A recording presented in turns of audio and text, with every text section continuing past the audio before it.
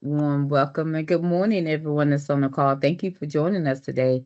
So, good morning. I am Joni Robbins, and I am the purchasing director at the Department of Transportation. And first of all, I'm honored and thrilled to be able to share with you the basic purchasing orientation training that's offered through our hub office.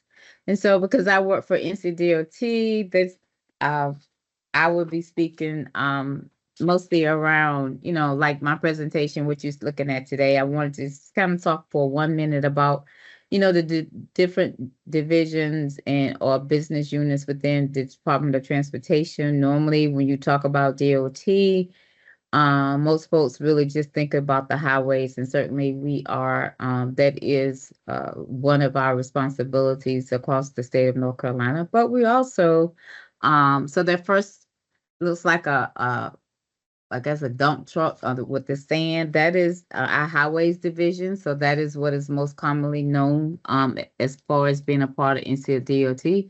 But we also have the aviation, and of course everyone knows DMV, and but we also have rail, we have ferry, and we have the ports authority. We have the turnpike, and we have the global park, as well as what we call integrated mobility, and that's pedestrian and bicyclists, um uh their ability to be able to be mobile across the state as well.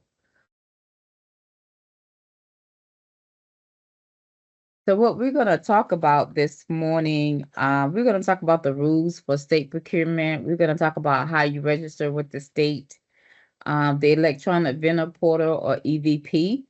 We're going to talk about some purchasing methods, seeking competition. What does that mean? Solicitation methods. How do we go about getting contracts or putting out the advertisement for, to say that here's a need that the state has, the Department of Transportation has, and what that looks like, and what that means to you. We're going to talk about evaluation methods.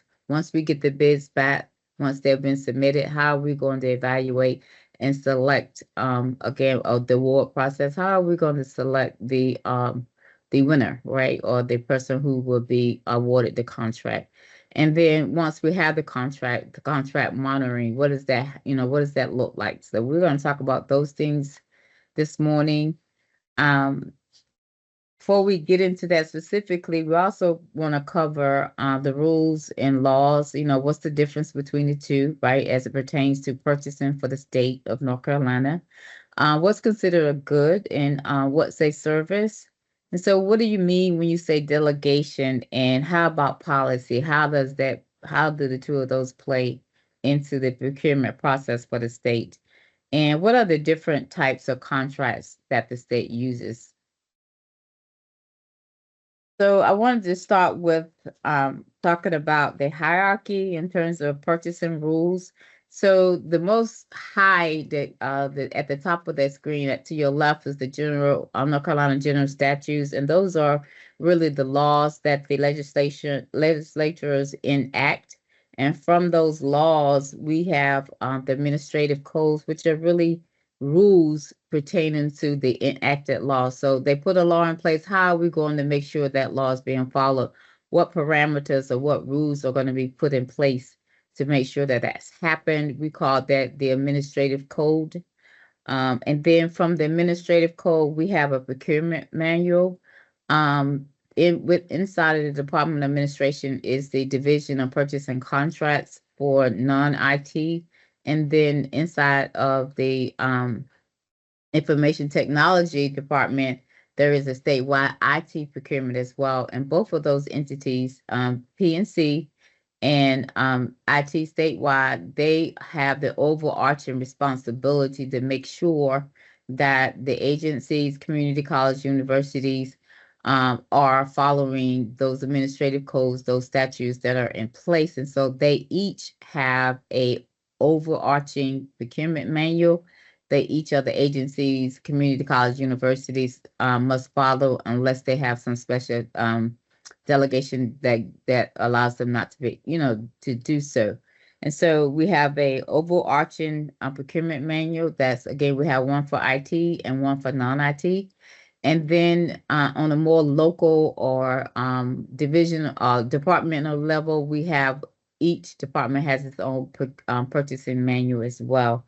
But our purchasing manual must be in sync with the overarching purchasing manual, right? So my purchasing manual can't have a policy or a procedure that is in conflict with the overarching procurement manual. So they all link and work hand in hand to make sure that we are following the laws for the state of North Carolina with regard to purchasing. The Purchasing Governing Authority, again, I talked about the Division of Purchasing Contracts, which is within the Department of Administration. We also have the statewide IT Procurement Office. Well, I'll talk about that on the IT, but for P&C, non-IT goods and services, that's what they cover. Those laws are found, or those general statutes are found in Chapter 143, Article 3. The administrative code that pertains to the purchase of goods and non-IT goods and services are in Title 1, Chapter 5 of the Administrative Code. You will see that.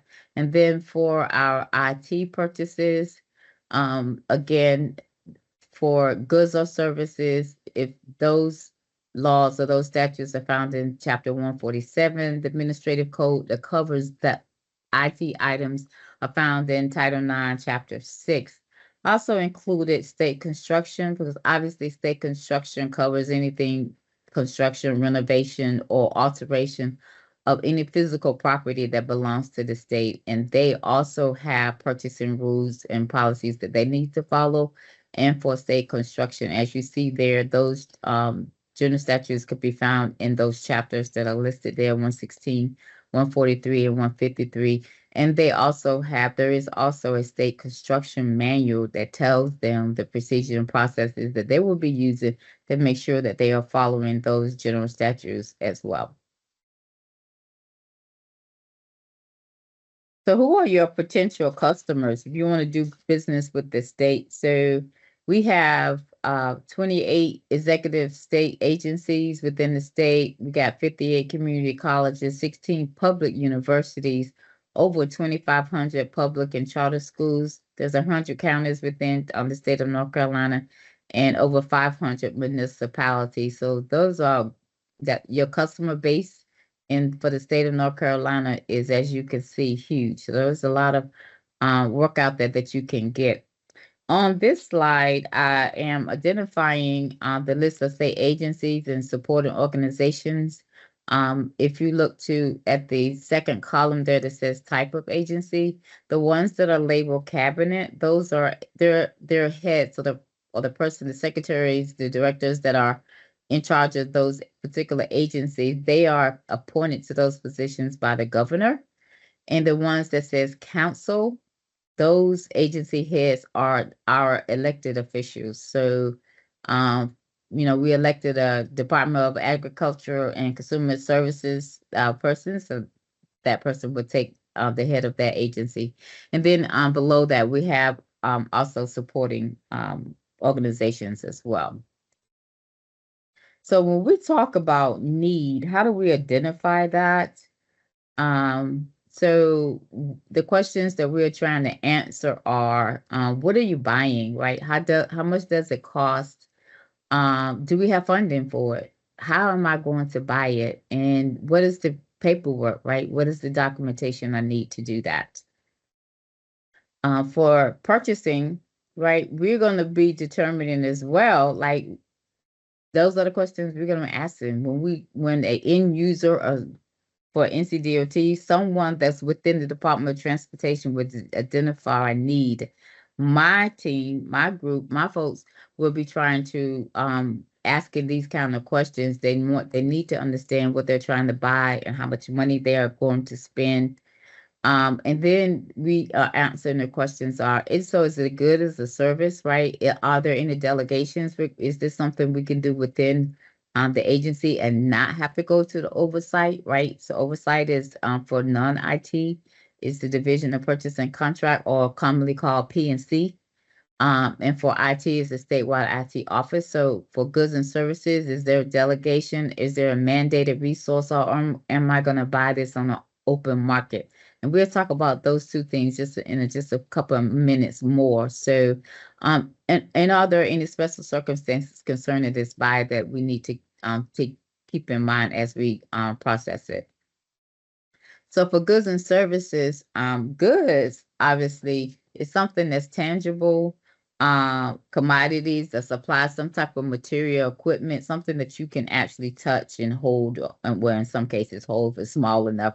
But for goods, what you need to keep in mind that there is a vendor charge of 1.75% for any goods. That is only for goods. And some examples of a good are those, you see the automobiles that are there, office supplies. These are tangible properties that you can touch, right? And something that you can see and touch. And then on the services side, it's intangible. It's work or a task that's performed by an individual, and it requires special knowledge, so since a certain level of expertise or similar capabilities, right? And what does that look like? Is an example here of someone who looks to be doing a plumbing, so they're doing a service, right? They're actually doing the work that requires specialized knowledge. Also, we're doing power washing here. So again, that is a task that someone is actually performing. So when we talk about mandated resources, what are we speaking of? So for the state, each agency is required. It's required before we actually solicit. We need to take a look at, is it something that's being offered on the mandatory resource? Mandatory meaning if we can get it from any of these entities that are listed here, then we're required by mandate to get it from them. So we're going to take a look to see if the item that's being requested within, in my case, NCDOT, is there a mandatory state term contract for? Is it something that I can get from Correction Enterprise? Is it something, again, from any of those listed entities that are there? So that's one of the things that we're going to look at. The statewide term contract, that is a contract that's established by PNC for non-IT and statewide DIT for IT items, and is used by all agencies unless they are specifically exempted by statute rules or some special circumstances not to have to use it. But a state term contract can be either, and it would say, when you take a look at it, it would say whether it's mandatory or convenient. If it's mandatory, that means that if we're going to buy an item that's up there, we have to buy it from those indicated vendors that are on that state term contract.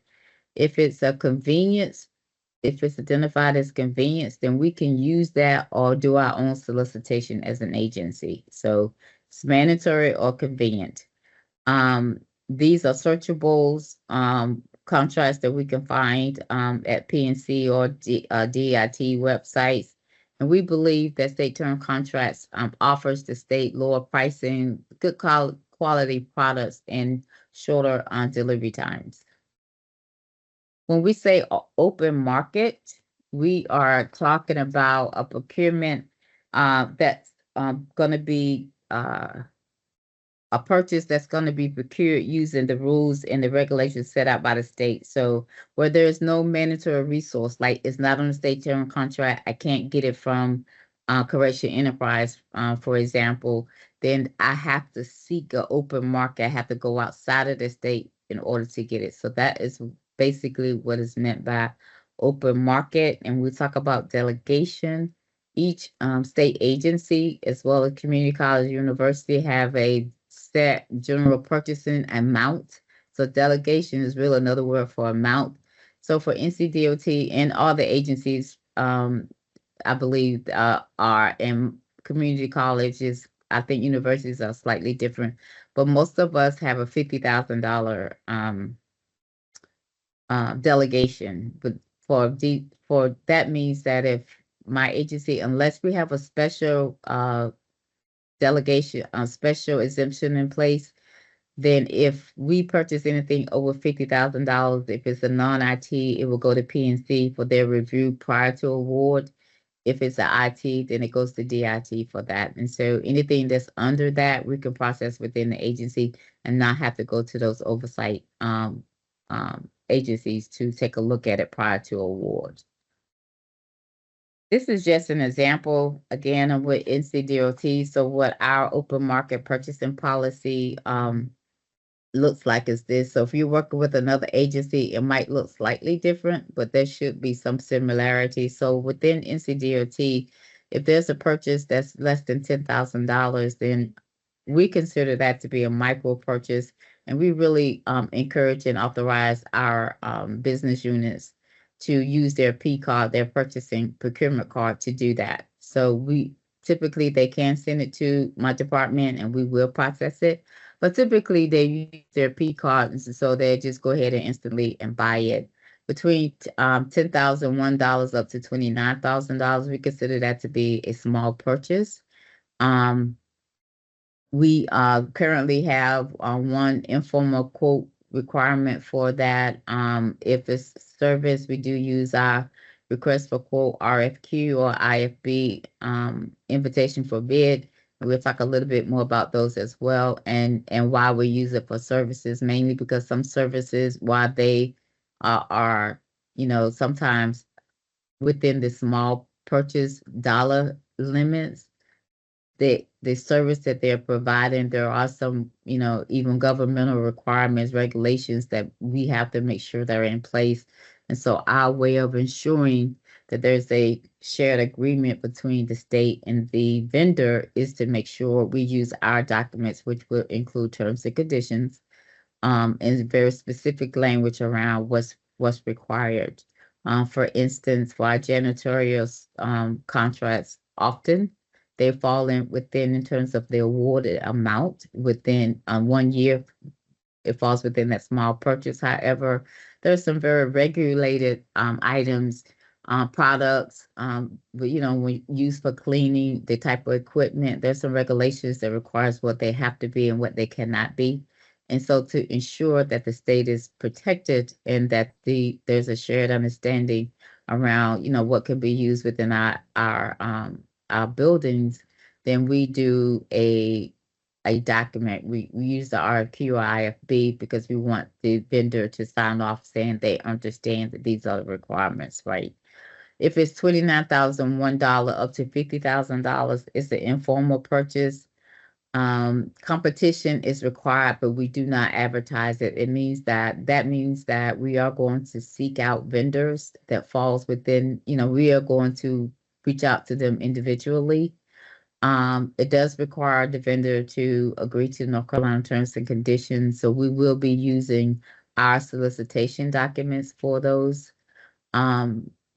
Because the terms and conditions, mainly because the terms and conditions are attached to that. And there's also very specific language that's included that's necessary. We do 3 quotes on our documents. Of course, again, if it's a service, we do use our IFB or RFQ, depending upon we could also use an RP, but more likely within that price range is going to be an IFB. Anything that's over $50,001 on up. In NCDOT case, we have multi-million-dollar contracts, so it's considered to be formal, and of course, the vendor has to agree to the terms and conditions of North Carolina. So we will be using our documents. It is advertised on the open market unless there's an approved waiver of competition that's in place. And so we'll talk about what is a waiver of competition and what that looks like. So in most contracts for the state of North Carolina, they have a standard 3-year terms. If it's going to be any longer than 3 years, then we are required to get the state purchasing officer who heads the P&C department, his or her, currently his approval. But most contracts are 1 year with optional extension years. So that's how most of them are written. We do have contracts that are over $1 million, obviously, and for those, they are reviewed by both NCDOT's legal team. For non-IT The PNC's legal team will also take a look at it, and for IT's legal team will also take a look at it. So those are obviously very high dollar. We want to make sure the state is protected, that we're getting what there's a shared understanding between the state and the agency about expectations and who's responsible for what. We talked a little bit about term contracts. It's kind of standard. This is a basic definition for the term contract. It can, again, as I stated earlier, be either mandatory or convenient. Unless you are exempted by state statute or some type of special terms, then all agencies are expected to use them for any item that are listed there. Agency specific term contracts, and there's also a term contract, but instead of being statewide, it is specific to the agency. For instance, for NCDOT, and typically it is something that agency alone is more prone to be the person to buy that, because other agencies typically won't have a need for that product, that good or service. For instance, for gravel or rock or sand or aggregate, asphalt. For NCDOT, we use asphalt quite a bit, as you can imagine, right? For the road maintenance, construction and maintenance, right? So we have contracts that are in place that are specific to the NCDOT that relates to those type of items, because there's no reason for it to be a statewide contract, because it, I don't know of any, there may be some small purchases, but basically it's going to be NCDOT that is going to be buying asphalt for the state of North Carolina. And again, most contracts are standard 3 years.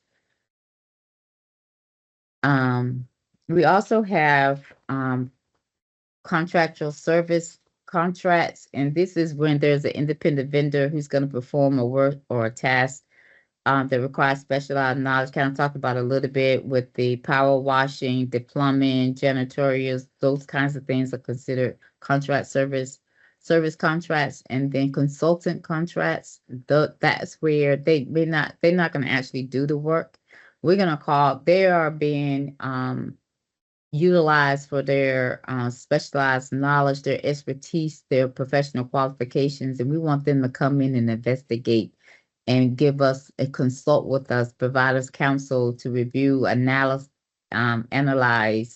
or provide it with some advice. So they are consultants. They are not going to actually do the work. They're going to come in and get in, do some type of investigation or analytical work, and then provide us with some guidance and some advice on something. And all of those consultant contracts have to be approved through the governor's office. That sounds like it should be, take a whole lot of extra time, but actually does not. It's transparent. You would not understand or know necessarily that it's gone to the governor's office, because it's part of the process and it's pretty typical on something that we do. So that's not uncommon. For DIT, again, they have their own general statutes, and those are what's listed there. We had spoke about those earlier, and so they do state-owned contracts that are related to software, hardware, and telecom kinds of services.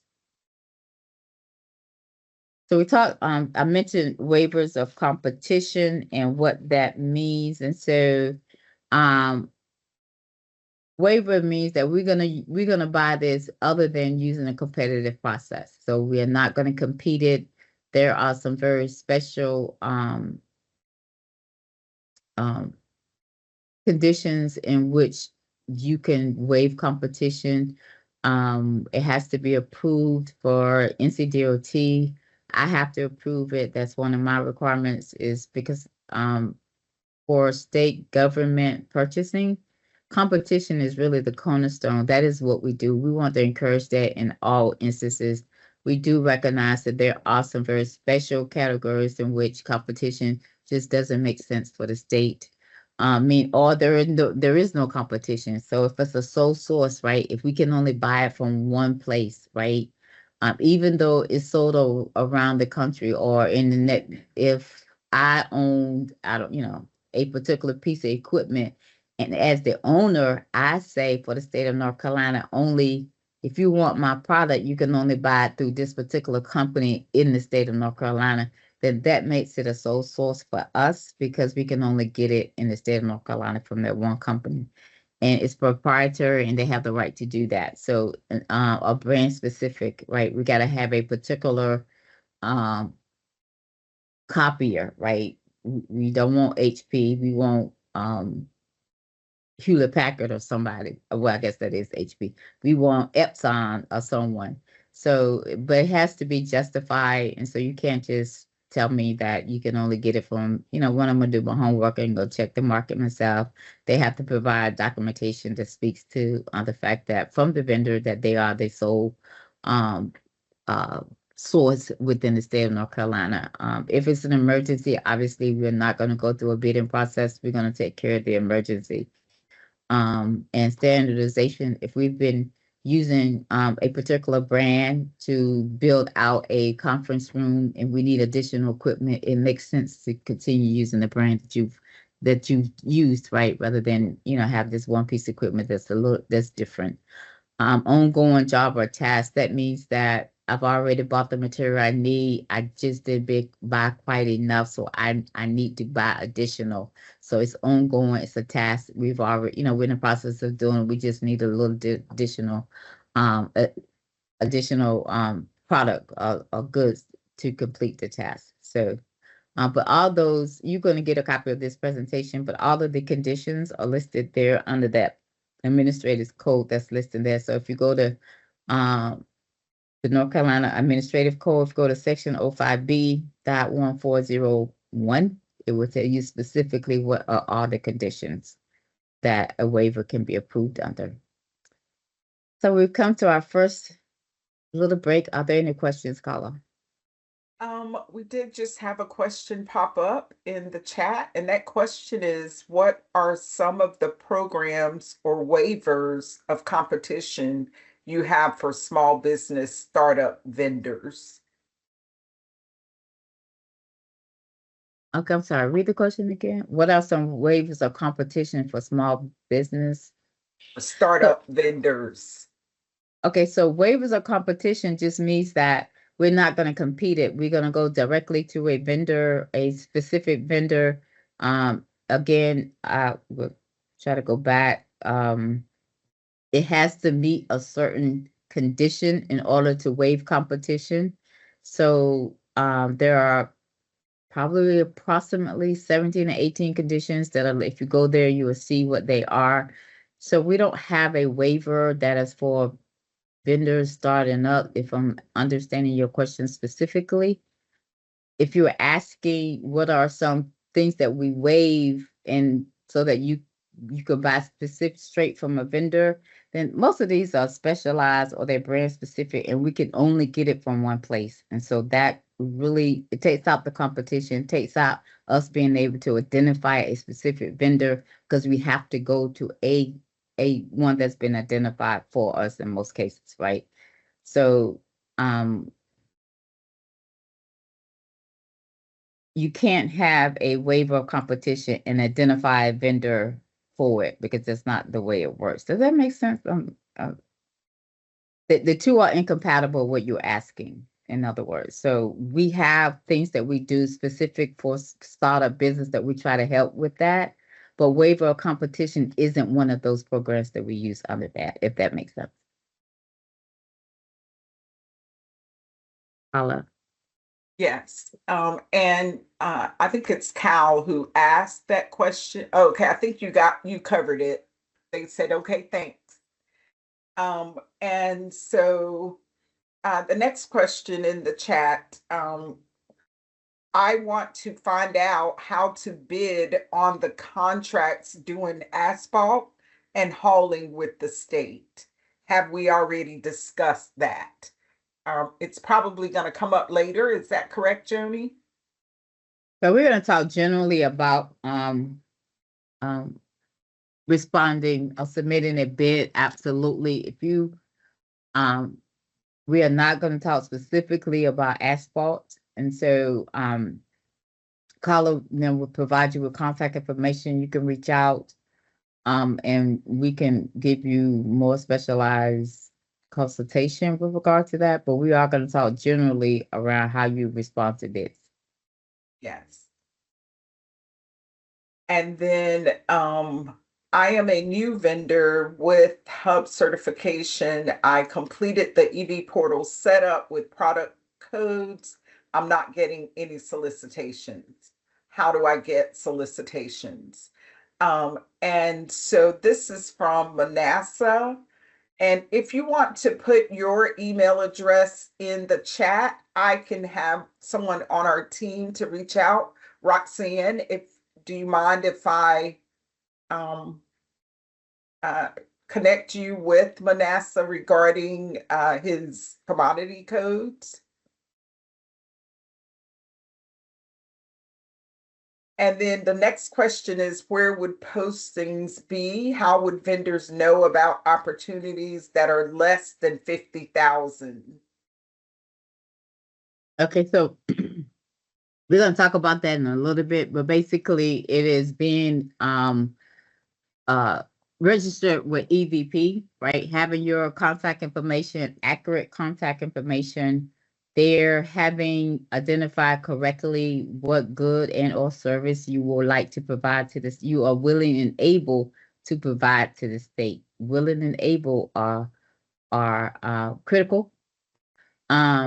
When my staff and staff within other agencies, when they're in that small dollar or below, where when advertisement is concerned, is required, or even if it's we certainly like to do competition, as I stated, that's the cornerstone of what we go procurement, public procurement. So but basically the answer to your question is you need to be registered in EVP. Your information has to be current and accurate. You have to have correctly identified what good and service you are willing and able to provide to the state. And you have to be responsive to when they reach out to you. Because typically when we are not advertising, we're working within we're trying to work within a smaller window of time to be able to go ahead and provide the good and a service that we're looking for. If we send you an email, we're going to give you a day or two. Then we're going to move on to, try to find someone who is going to be responsive and be able to do that. And that's because we're trying to meet a requirement that's within the department to get, a piece of work or a service done. So we'll talk a little bit more about that as well as we go through the presentation.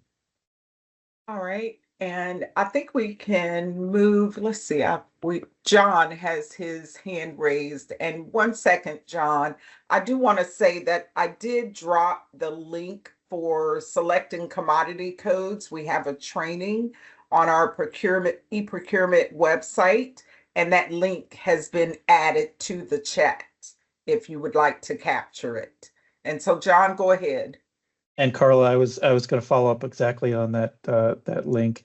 That training talks about setting up the codes for when people want to go search for you. That shows up on the electronic vendor portal part. There's also instructions in there on how to set up notifications about solicitations that come out.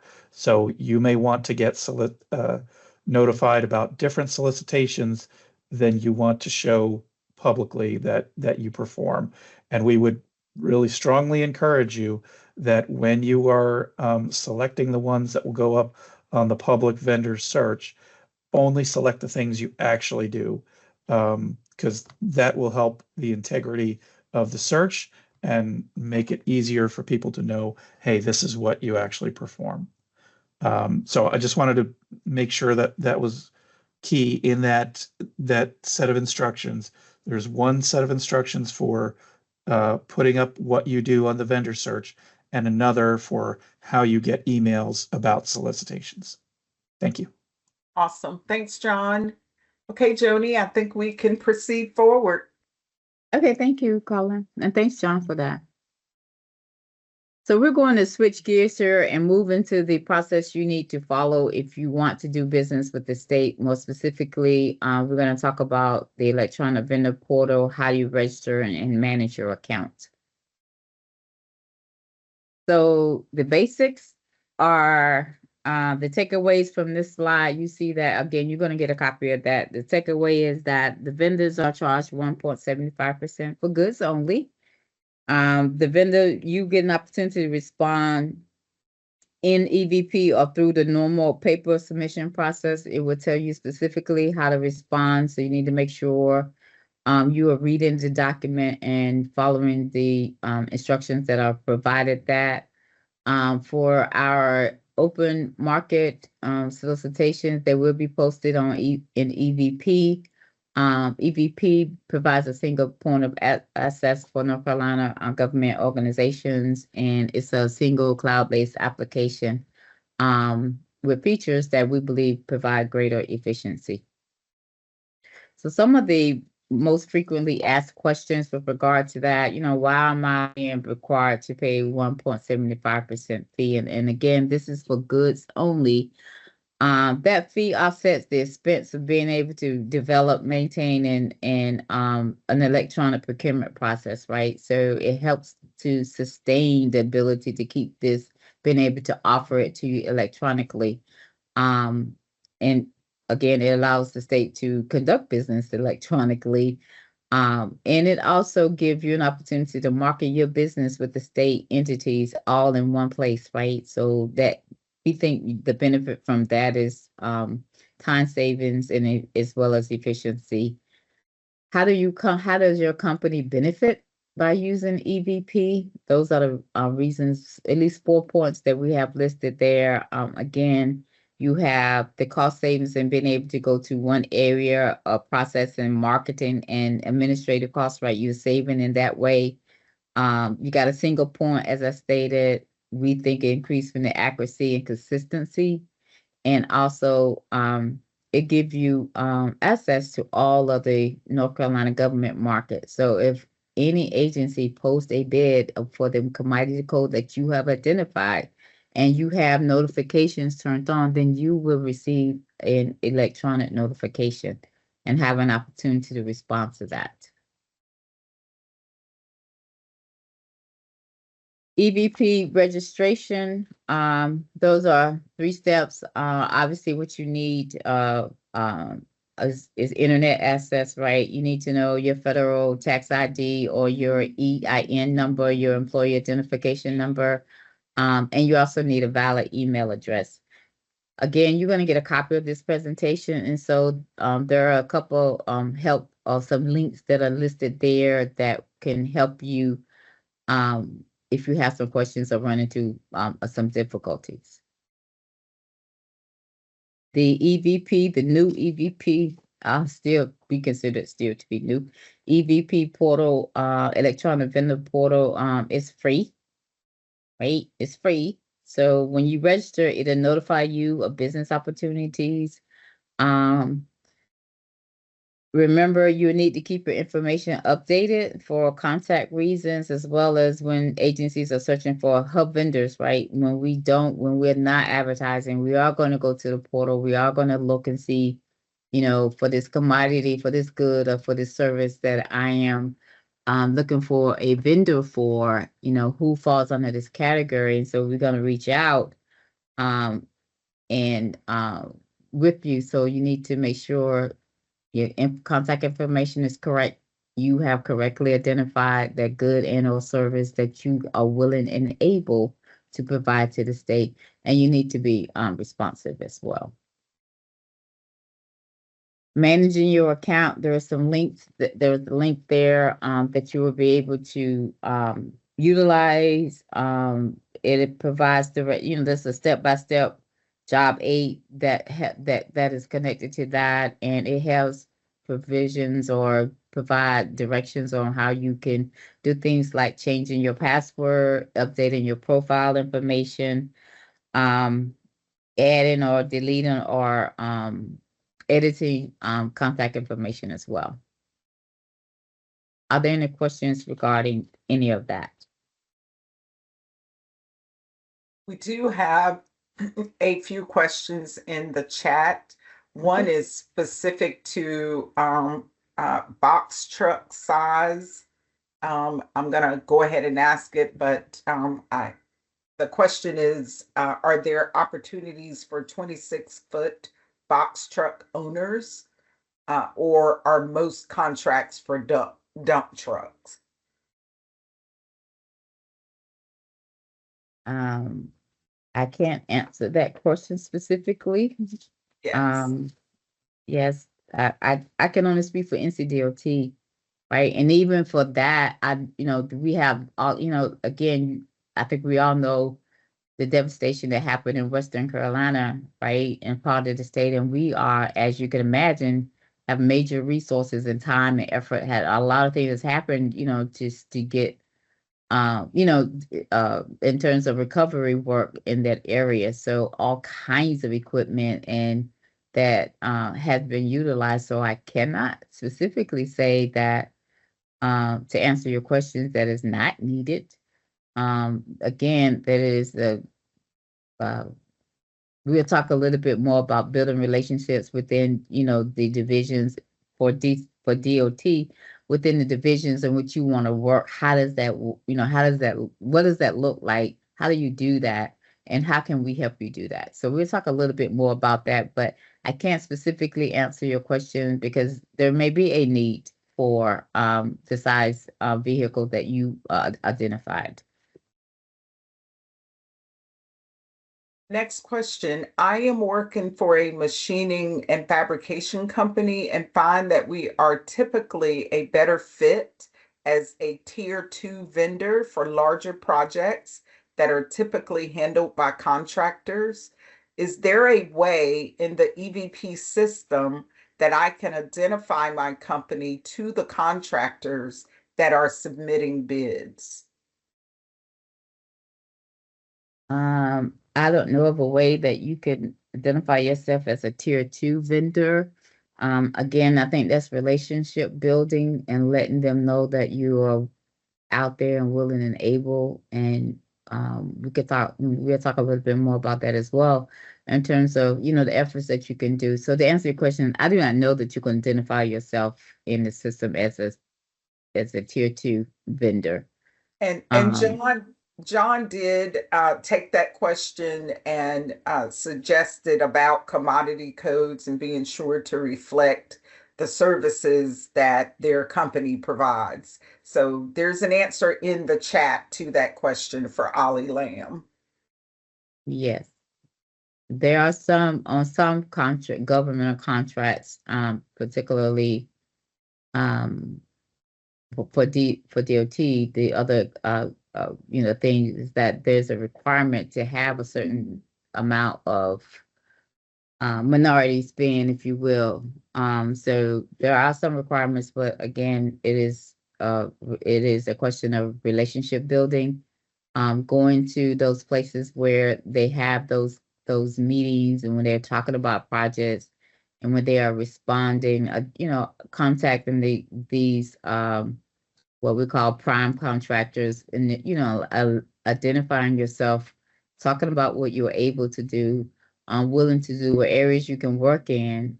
So again, I think that a large part of that is relationship building and networking.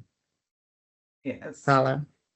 Next question. I have my DBE, but I also need to set up the EVP in order to be solicited for contracts. Is that correct? And of Yes. course, the answer is yes, that's correct. All right. No more questions in the chat. We can move forward, Joni. All right. Thank you, Paula. So in this next section, we're going to talk about HUB program, the HUB efforts and the HUB certification, and a little bit about the HUB certification. I always do a disclaimer here. Listen, we got the HUB professionals online with us.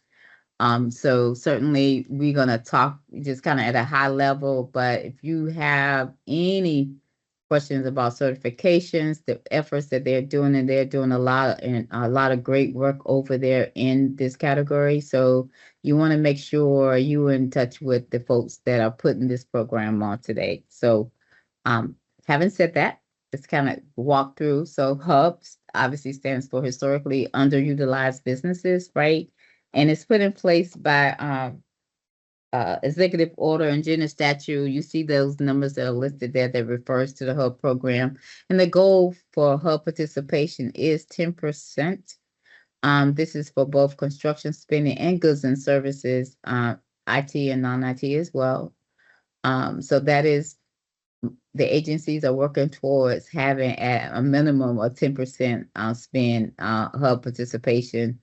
We do that by have HUBs being identified in our e-procurement or EVP system, as well as having additional language that we placed in our solicitation document, and working towards and helping with the application, the certification process, and recertification is now processed through EVP. Again, the experts for the HUB process are on the call. They certainly can help provide more detail about that. In terms of the efforts that the agencies are doing, as I stated just a moment ago, we've added language to our solicitations that asks to identify yourself as a HUB if you are one. If you're a tier 2 HUB vendor, identify yourself as that as well. We talk about provide information as far as upcoming opportunities that we're able to identify by providing that information to the Department of Administration, both the HUB office and the PNC. We also do notices of opportunity here at NCDOT. Not only do we notify the HUB office, but we also notify our Office of Civil Rights as well to let them know what we're doing. And obviously we post a posting on EVP is the posting on the HUB website as well. First, we have a HUB plan. This is just an example of for NCDOT, what that would look like and the efforts that we use in the category. So for small market, as I stated earlier, that's really where our P card is being authorized to use.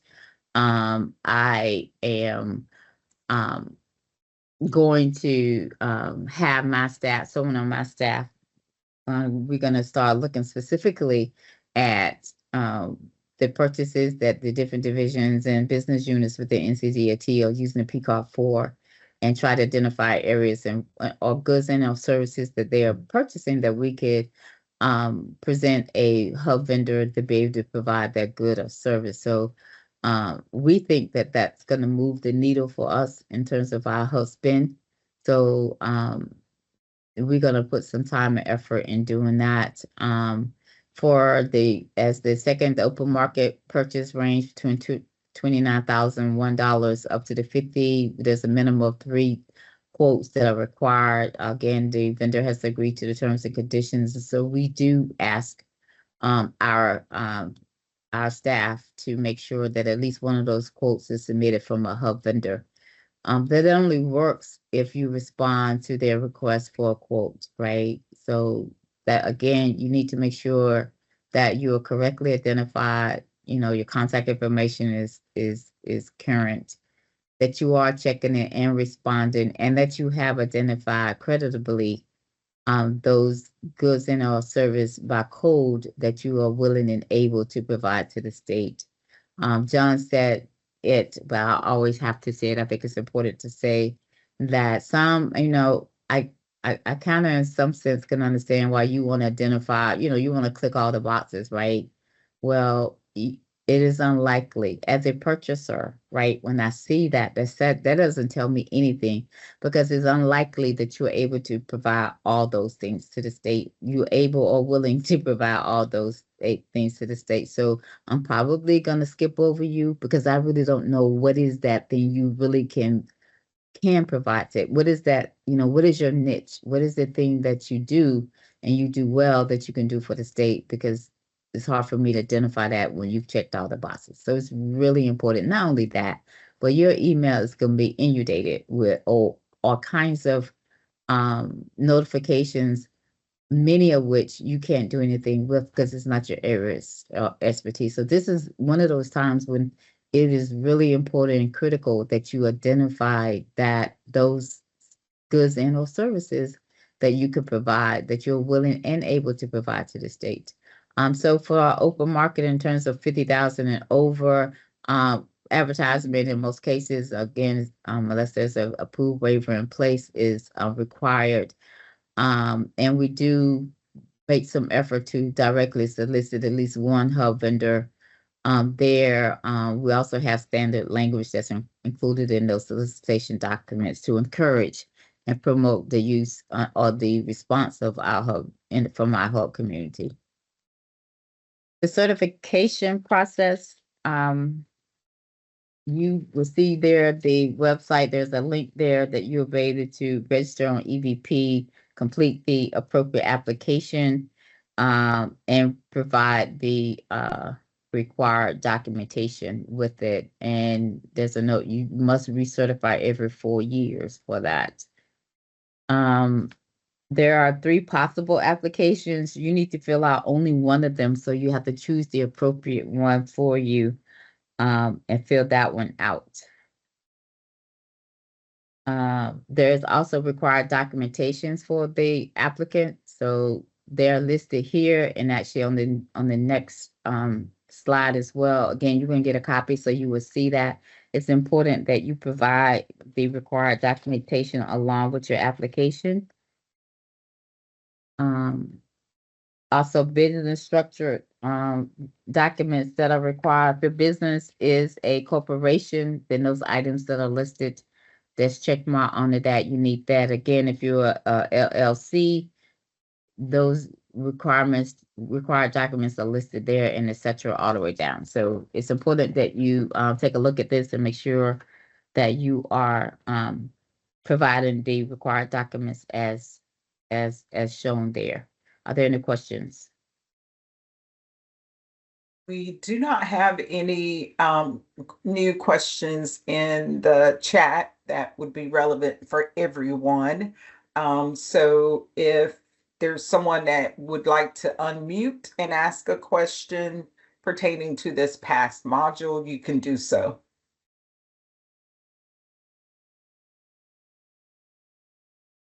Hi, my name's Darcy. I'm with Darcy's Designs.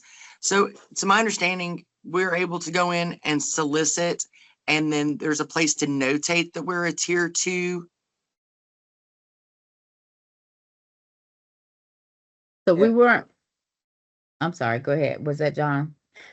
Go ahead, Joni. I didn't want to, didn't want to speak in, out of turn. Was someone going to respond to that? I mean,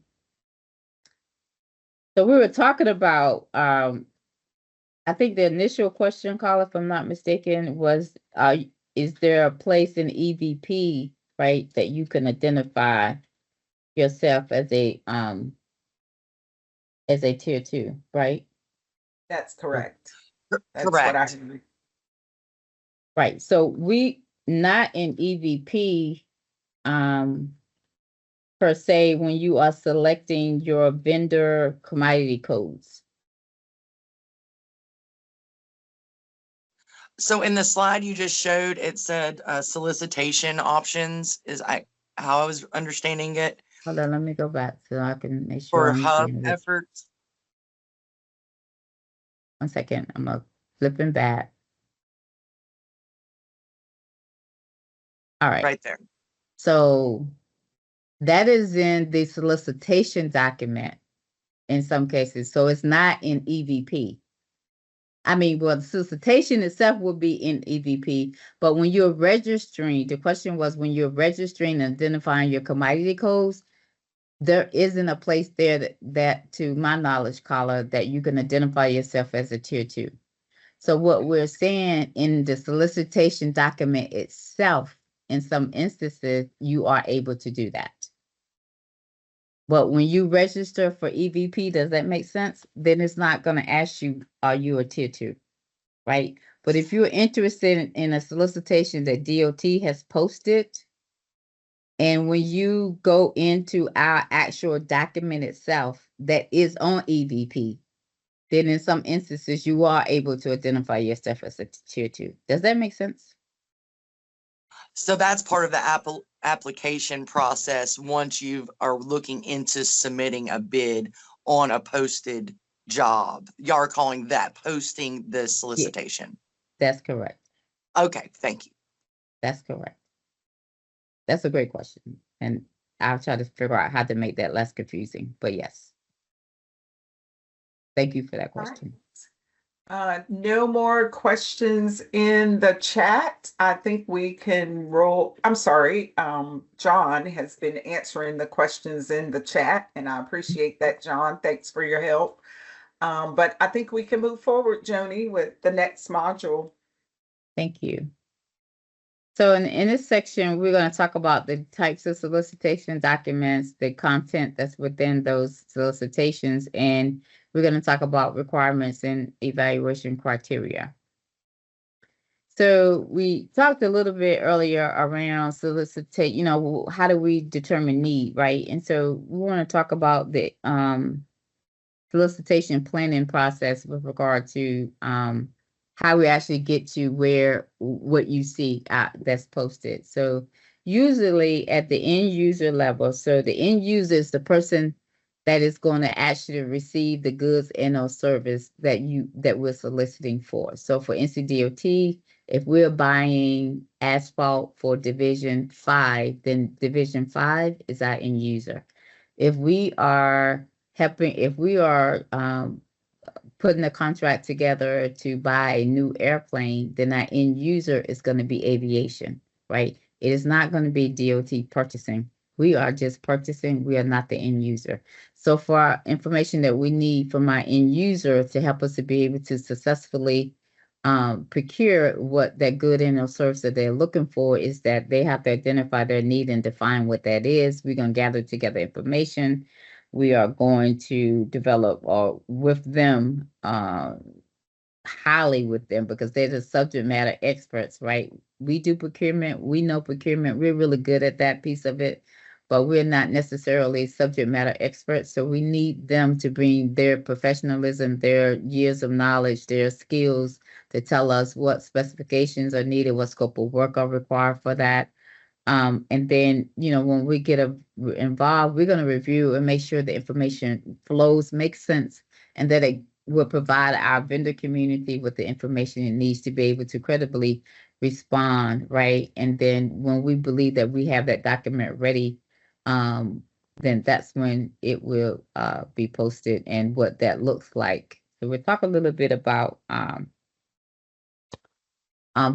the EVP, different EVP tools that we have. So this first one that comes up is the vendor direct quote. So that's for goods or services. We typically use it for purchases that are up to $29,000. And that's when the buyer or the procurement person, same thing, buyer, procurement person, is able to select, right, from a list of registered vendors who they want to send their quote to, right? And it must be current, like within 30 days. So this is one of those instances in which we're going to reach out directly. It is not an advertised in terms of posted bid. So for the for the IRQ, this is also for goods or services, and these are for purchases. We use up to $50,000 actually. The buyer, the purchaser, again, is able to select from a list of registered vendors, right, and going to send the quote directly to them. For the RFQ, our request for quote, we use these for normally for non-advertised procurements. Again, it's going to be sent directly to the vendor via email. This is when we need the vendor to agree to the North Carolina terms and conditions. We can use it when we're seeking competition. We ask more than one vendor for it, but we also use it when we are going to sole source it as well. And so the responses can be sent via email or fax. You need to pay particular attention to how they ask to get it back. And so if it's for NCDOT, it would not be faxed. We're either going to send it, we'll need it back on email, but you again pay particular attention to how they ask to get the response back. And responses are open upon receipt, meaning once we get your response, we can take a look at it and make an assessment of it at that time. We're not waiting for so when we post bids and they are advertised out publicly, there is a bid opening date and time, and we cannot open any of the bids until that date and that time. So with these that we are sending directly to you and you responded directly back to us, we don't have a wait time for that. We're gonna review it immediately upon receipt.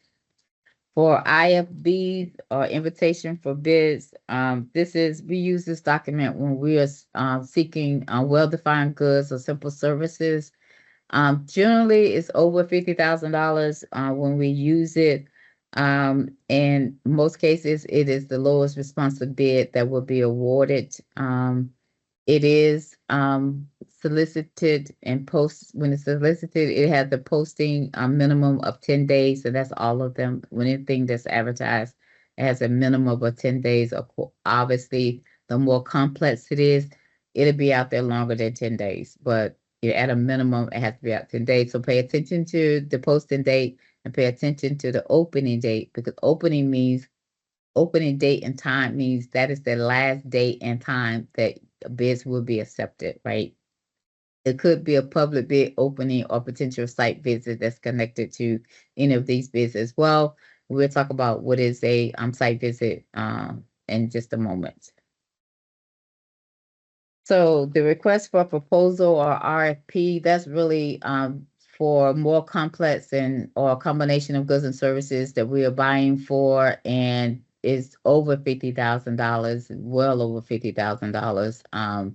That's when we really know the end result of what we want, but we want the vendor to propose a solution on how do we get there, right? So the evaluation method is used other than low cost meets spec. So these are going to be what we call best value. Again, it has a minimum posting time of 10 days. Again, the more complex it is, it'll be longer than 10 days. But pay attention to the bid opening date and time. Again, with these as well, there could be potential site visits connected to them as well. So you need to pay attention to that. We do occasionally post what we call RFIs or requests for information. That is exactly what we're doing. We're gathering information. We're just trying to ascertain or determine the level of interest of potential vendors that are out there. What is the latest market research on what this particular thing is we're trying to get some information on. It is not a solicitation document. There will be no award as a result of it. There will be no terms and conditions connected to the document. It's just requesting information. And once, that time in which we ask for the information had passed, then the RFI would be canceled in EVP. So it's really just a request for information. So there are in the solicitation documents itself, there are several different sections. And so just kind of want to talk briefly around the different sections that they are. In section 1, you will see a purpose and background. And that's when the agency is going to tell you why they're making this purchase and what are they going to use it for. Also, in some cases, they give you historical data in terms of they've used it, to do this, to this. Where they're going to be using it for, for DOT, is it Division 5, is it Division 14, is this a highway project, is this aviation? So that type of information is going to be provided in section 1. In section 2, that's where you see some real general information. What's the solicitation schedule? What is the bid, the number of bid submissions that you need to provide? So it'll tell you specifically, there's a question and answer period of time. What is the deadline for submitting your written questions? All that is considered general information. It'll be in section 2. In section 3, we're going to talk about, it talks about method of award and evaluation process. What is that? How is that going to be awarded? What method are you going to use? If it's a best value or an evaluation process, which evaluation process are you going to use, and what are the evaluation criteria? That information will be posted in 3.0. And 4.0 is what we call requirement section. So if there is a certain license or certification that's required, that information will be there. Contract terms are there.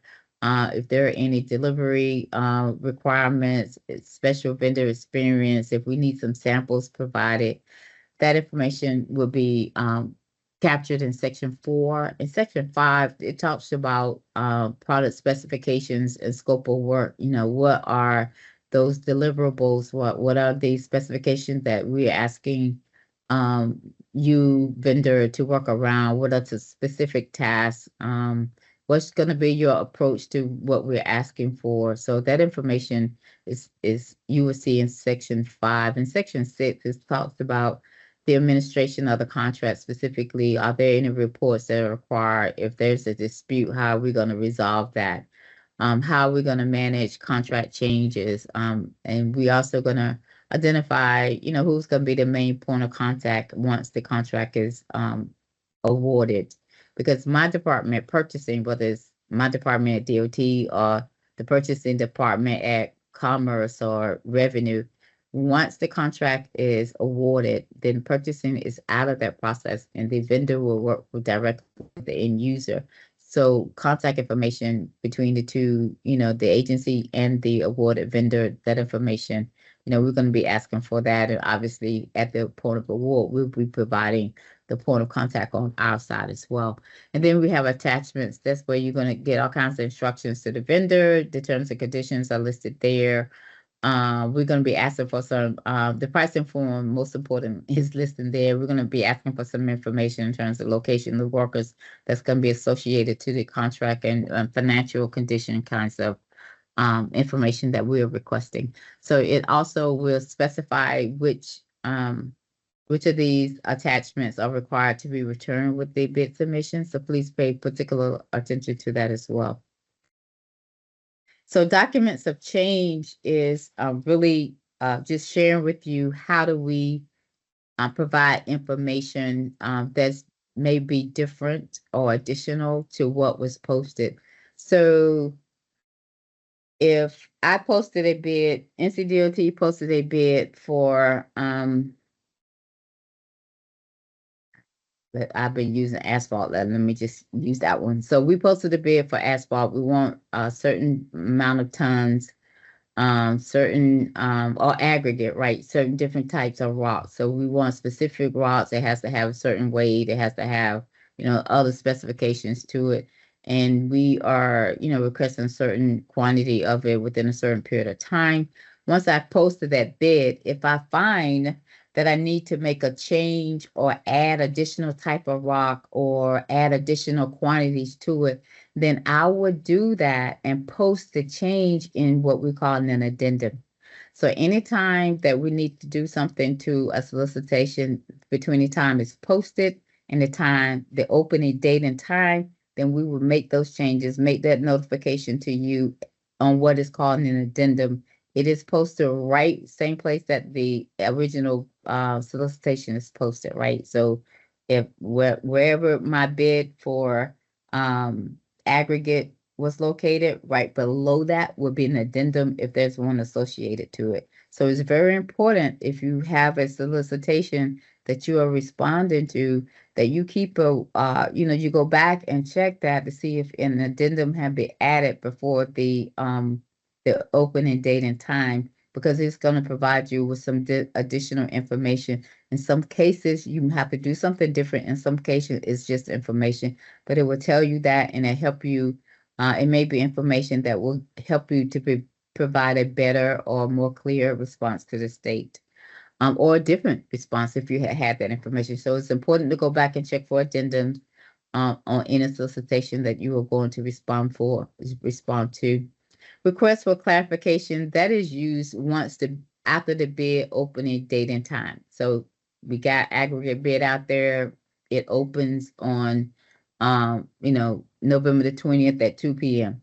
So after November the 20th at 2 o'clock, I'm going to open the bids. I'm going to review them. If I have a question about something that's in that bid, then I'm going to send what we call a request for clarification. I'm going to send it directly to the vendor. I'm going to ask a yes or no question. It's not an opportunity to change a bid. It's just for clarification. So, Mr. Vendor, do you understand that you asked to have section 5 or attachment pricing as a confidential document. You understand that the state would not hold pricing confidential under any conditions? Yes or no? Right. And so that's just our way of letting you know that we see that you have requested to hold your pricing as confidential. We're letting you know it is not something the state would do. Like we'll talk about confidentiality, but we will just briefly, we will withhold providing your confidential information, but we will not do it for pricing. Pricing is that one area in which if you submit a bid to the state and do not withdraw that bid, then we are going to make public the pricing that's provided to it. Best and final offer, that's really a negotiation tool. That would be a situation would be if we're doing a best value solicitation. In most cases, it's going to be one of those more complex ones, one of the higher dollar ones. And, we are going to, for instance, if we are going to upgrade or a board meeting room, right? We need all audio visual equipment. We need new speakers. We need new microphones. We need all those things. And so we posted a bid, got some responses in, we responded it. So maybe we got 5 responses. We want to talk to the top 3. They got the highest scoring in the evaluation, right? So we're going to go into what we call best and final offer with those top 3 tiers vendors, right? And so we're going to send each of them individually let them know what specifically to their submission, the questions we have, what our ask is. We're going to schedule a meeting with them specifically. They will all be done separately. One would not know that we're talking to the other. We, at the end of each conversation, the state will send them what we call the best and final offer document, which is not anywhere as complicated as the actual solicitation itself. Most of these are 3-4 pages, maybe. Very simple. The only thing it addresses is what we agreed to during our communication, right? We agreed that you're going to provide this, the state is going to do this, that, blah, blah, blah. And it is signed by both the state and the vendor. That makes it a legal part of the contract. So if we, have had that conversation, we called you in, we met with you, we agreed to some things, we have to have a way to make that legal part of the contract. So our way of doing that is the best and final offer. Again, it's a negotiation tool. It's only used in that instance. We do not have to do negotiations. So we always say you should always present your best offer because we may or may not go into negotiations. An amendment, that is only after the contract award. If we need to make some changes, we need to add additional product or additional time, whatever. If it's a change that needs to be made to an awarded contract, is done through an amendment. So when you're submitting your bid, this picture of this little box down here, that is something that's actually on a solicitation document. So what we want to you to walk away with this slide is to make sure you pay attention to these, to language, right? It's important to pay attention to shall, must, and mandatory, because if we use those languages, then that's exactly what we're going to do. Please make sure you sign. There's that error there points to where you need to sign the submission. If you submit a bid proposal that you have not signed, it is not a legal offer to the state, and there's not a thing you can do to it with it, right? I always give that one exception that I know about, and that is strictly according to the more complex RFP, right? In the RFP is also asking the vendor to provide a statement of intent, right? The statement of intent that you're going to meet the requirements that you want to offer, So you're giving a lot of information. You have to sign and date that letter of intent. It has been legally recognized as a offer because you signed and dated that. But that is only on RFPs. And even then, I strongly advise you to make sure you sign it. Otherwise, it's not a legal offer. And there's not a thing that we can do about it. And remember, we're not going to take a look to review it until after the opening date and time. So at that point, the solicitation is closed. And if you have not signed it, then we don't have a legal offer. There's nothing that we can do with it. So it's important that you make sure you sign it. This is an example of a view of a schedule that is also, this table is also listed in the solicitation documents.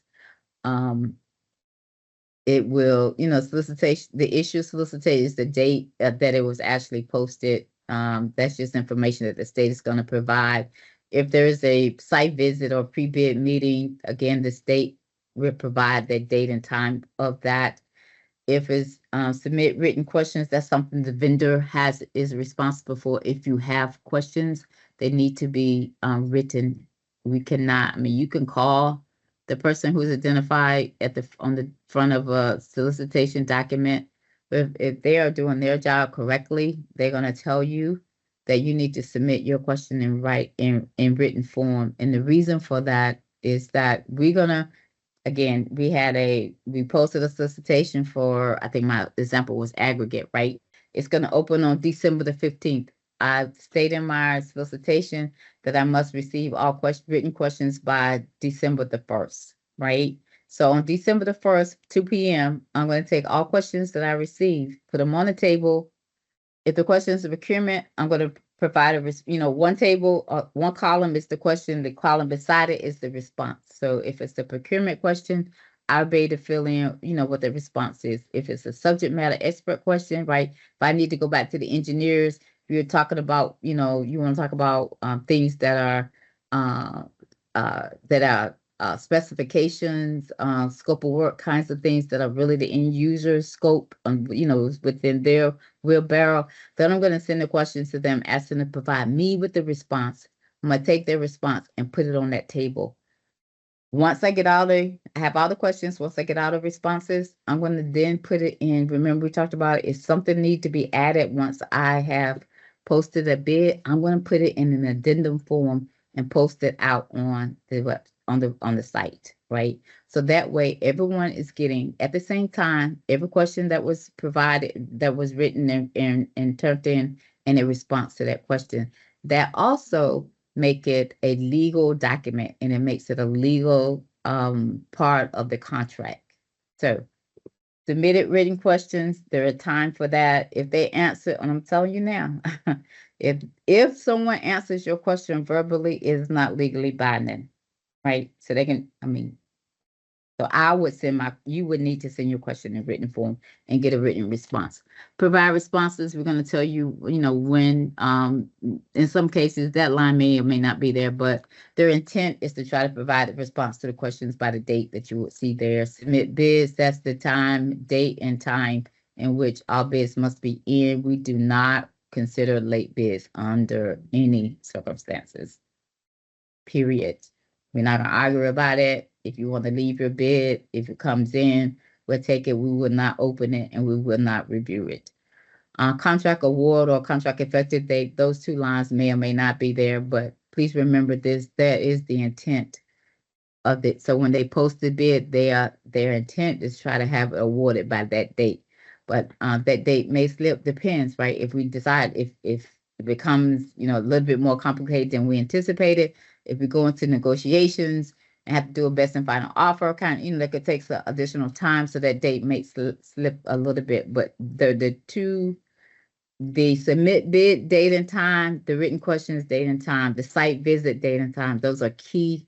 Those will not change, right? So, or if they do, the only one that would change, well, either one of them could change. If they do, again, they would change before that. Obviously before the opening date and time, and it will be posted in an addendum there. So again, another reason why you need to make sure you constantly go back and check and see, was an addendum added to that changes something. Maybe they pushed the bid opening date out a week. Maybe they pushed it out 2 days. So pay attention, keep a track of that. Vendor questions, talked about that. Basically, again, the question answered via phone or in person, they are not binding. If you want it to be binding for the state, if it's important to you and your response, you need to provide that question in writing so that you can get a question response in writing, and it becomes a legal part of the contract. Site visits, they would be identified as either, that's when you actually come to an actual location and, get to look at, the site in which you are offering to do some work or are providing service to. So that's what called a site visit. So on this in a solicitation, it will be identified as either mandatory or urged and caution. If it's mandatory, either way, there will be a date and time and location that will be given or when the site visit would be held. We will do a sign-in sheet in both instances. The difference being if it's mandatory, if you are late, your offer will not be accepted because we've said it's mandatory. So you have to be there from the beginning to the end. So if you are late on a mandatory site visit, then your offer would not be, we were going to take up the sign-in sheet at the time at the beginning time. And then we will not allow you to sign in. We will not review your offer if you decide to submit one. If it's urgent caution, we think you ought to come, but if you think that you don't need to do that and you still can offer the best, good and or service to the state, then that's the individual decision for you. Even though we do a sign-in sheet for it, if you're late, that's fine. I mean, we're not going to, we still will review your bid. We're going to review all bids that come in on time for urgent caution. So there's no, attachment to that. But if it's mandatory, that is an attachment. If you're not there on time, if you don't remain the entire time, then your bid will not be reviewed. Bid submittal instructions, they are always in the document. Please make sure you pay attention to what it is requiring. If you have a question about that, please make sure you submit a written question with regard to that. But and then you need to submit your response in a way that is indicated. Their deadlines are important dates and times, so you need to make sure you're also paying attention to that as well. So vendor requirements, this is specifications that the vendors must meet or submit with its proposal to be responsive. So you need to make sure you pay attention to that. If we tell you that, so requirements are yes or no, and they're not really evaluated, what does that mean? So that means that if I say that I need my delivery to be delivered on or before December the 2nd, and beside that requirement in the document, there's a space for the vendor to answer when they will be able to provide delivery. If I say that I have to have my delivery on December the 2nd, no later than December the 2nd, if you respond that you can get it to me on December the 12th, then you have not met my requirements and your bid is not responsive. So I would not go further with reviewing it because I know I can't use it because I need it by December the 2nd and you can't get it to me until December the 12th, right? So it's a yes or no. Can you meet that requirement or not? So that's really, again, those are some examples, right? If you ask that you are required to have a certain licensure and you don't have that, that's a yes or no. And that's a, meet or not meet the requirement situation. Evaluation criteria, again, in each solicitation, it will identify how the award decision will be made. In some cases, low cost specifications. So that means that all bids that are responsive and indicate that they can meet the specifications that are there, we're simply going to go with the lowest bidder because that's in the best interest of the state. For those bid submissions, those bid solicitations that are on what we call best value. So we're looking for the best value for the state and not necessarily its cost, right? We're not going to award just based on cost. That we're going to do an evaluation, and in each case, in each solicitation document for that the evaluation criteria, how are they going to evaluate the criteria? It will be listed there. Some examples of some criteria that may be asked for is vendor experience. Have you been able to demonstrate experience in a public or private sector client that is a similar or greater size and complexity to what the state is asking you for, right? That's what they're looking for with vendor experience, staffing plan, who's going to actually perform the work, what are their experience or qualifications. In some cases, we ask the resumes for who you would have working on that particular service to be included as well. Technical approach, how are you going to meet the vendor's requirements? And so whether you provide that in some narrative or outline, a graph, if they have a specific, the state have a specific way they want to see that, they will indicate that, but they will tell you what the criteria would be, and that is what you would need to be able to, your response should be speaking specifically to how you will be able to do that. Are there any questions, Carla? I will start with this question because it's closely related to the evaluation criteria. And the question is, what if you haven't had vendor experience in government? It says private as well. So in most cases, there may be some with it, they want specific state, but in most cases, if you have experience in the public sector, that experience is as valuable and regarded as well. So that should be fine. All right. And then there's a question about bidding on a solicitation before you become HUB certified. Does the procurement team go back to a vetting board to add this as an opportunity for the bidder if you are not HUB certified? And Karen, you can come off mute No. if clarity is needed. Yes. I don't think, if I'm understanding the question correctly, so once the bid is submitted and the opening date and time has occurred, you can't change your bid. So that would mean, to me, that will also mean that if you're not certified at the time of the opening for that bid purposes, then you're not. We can't consider you to be.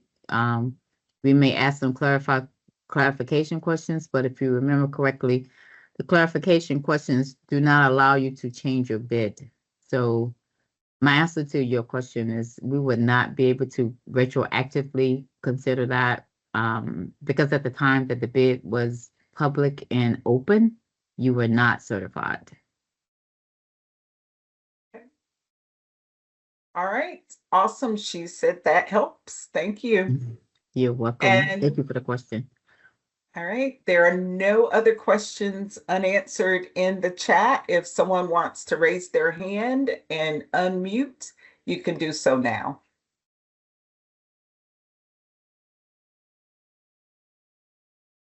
And if not, Joni, we can proceed. Perfect. Thank you, Carla. Sure. So in this section, we're going to talk about direct submittal with regard to solicitation response methods. We're going to talk about the EVP collaborative tool, as well as solicitation search and response in EVP.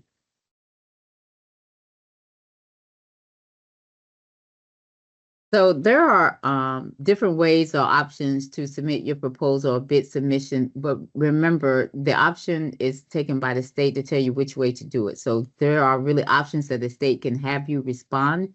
So you need to pay specific attention to that specific solicitation that you're responding to, and what is the language in that solicitation asking you, how are they asking you to respond. So these are what you see on the screen are the different ways in which a bid response can be received. Is either direct submittal over email, right? These are really normally non-competitive, smaller dollar items that we reach directly out to the vendor for. We have the collaborative tool in EVP, which allows you to respond within that tool. And so we also can, even though posted on EVP, we can require that you respond by mail or also respond within the tool itself. So it's important that you pay attention to how they are asking for the response to be given. We have what we call a collaborative space which is the informal quoting and pricing function that's within the e-procurement system. You can requisitions, we can get quotes for goods and services from multiple vendors at the same time, so we can send them out and ask you to respond. So again, your contact information is critical. It needs to be accurate. You need to check it and you need to be responsive. Again, we're asking the vendor to agree to the state's terms and conditions, and we can use this space or this tool for purchases up to $50,000. The EVP search and response is mainly for formal solicitation. So that's when we talk about the IFB, invitation for bid, or the RFP, request for proposal. It allows the state to be able to advertise for goods and services. Again, our intent is to seek open and fair competition, right? And then it allows you as a vendor to be able to, this tool itself allows you to be able to market your goods and services, be able to search the business opportunities, 24/7. And then you also have the ability to view tabulation and award information after, once it has been awarded.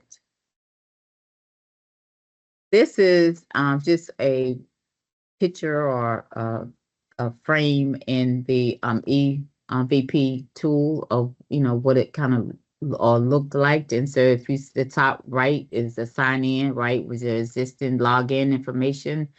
It allows you to browse solicitation, so you can search and respond to solicitation by clicking there. And again, that's where you can also sign in or register if you are not already a current register in the system. This is just a sample of the solicitation page.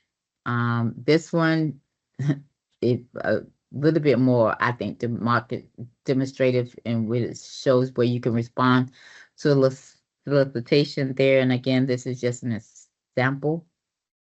On this one, a little bit more explicit. You can see in the top right-hand corner there, remember, there's a opening date and time. There's a timer there that will tell you how many days are and how much time is remaining in order to be able to, for bids to be accepted. So, that's a good indicator. You may want to, keep up with that. And then if you want to look at the prerequisites, what are the requirements in order to, for the bidder, then that information is, click on that. You can see that there, and there on the left-hand side is a checklist of steps that you could take and look at the content of the bid solicitation itself. Fairly quickly, but are there any questions with regards to that section? No questions in the chat. Do we have anyone that wishes to raise your hand or unmute?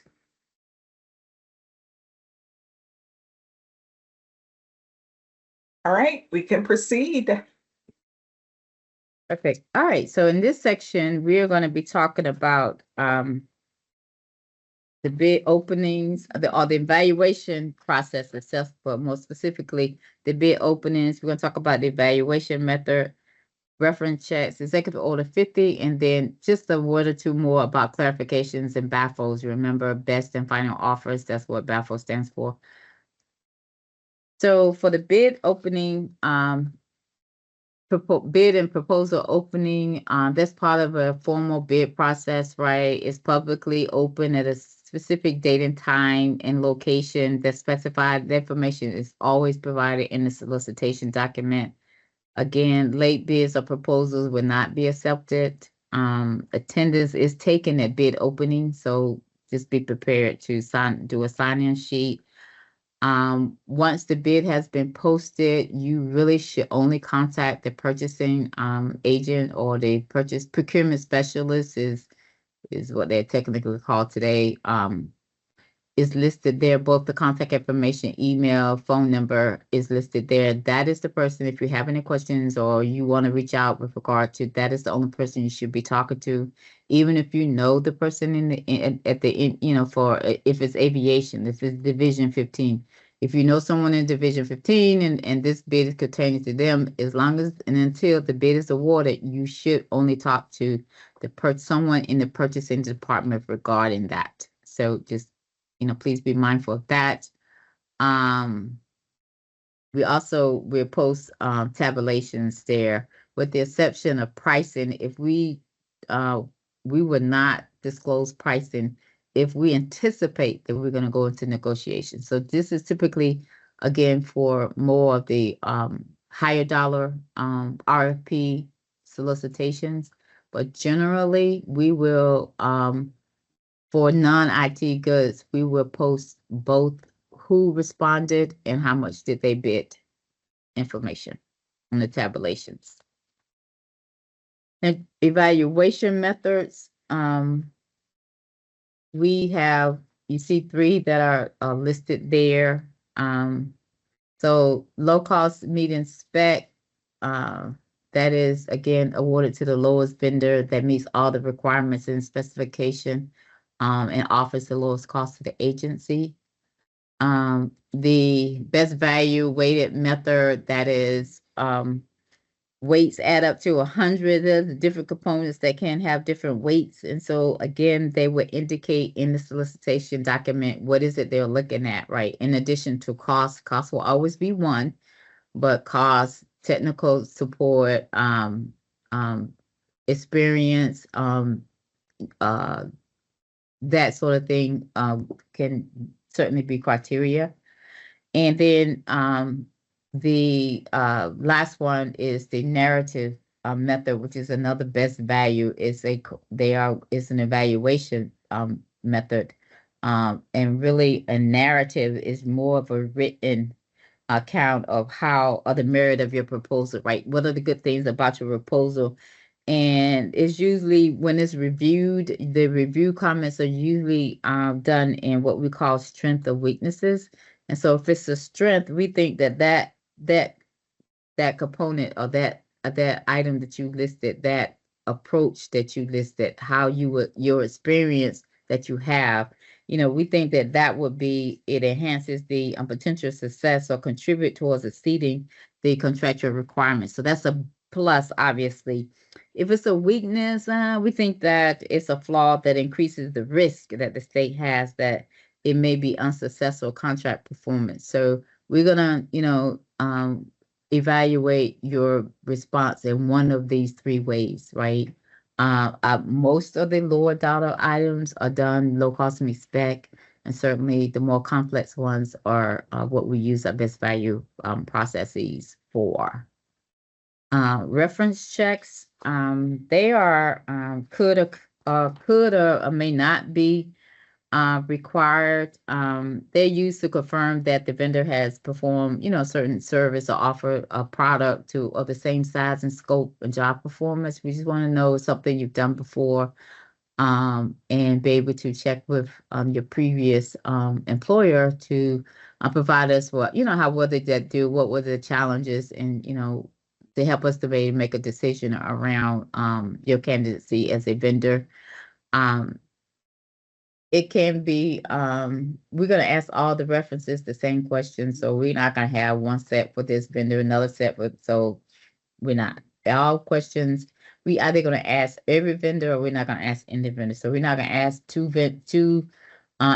go to 2 vendors and check their references, but we don't check the other, 3 that are submitted. We're not going to do that. We're going to do all or none.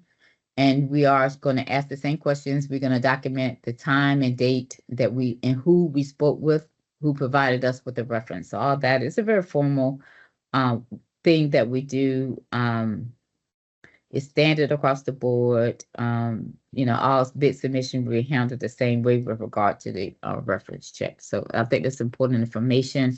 We talked about these 2 things, clarifications and baffles.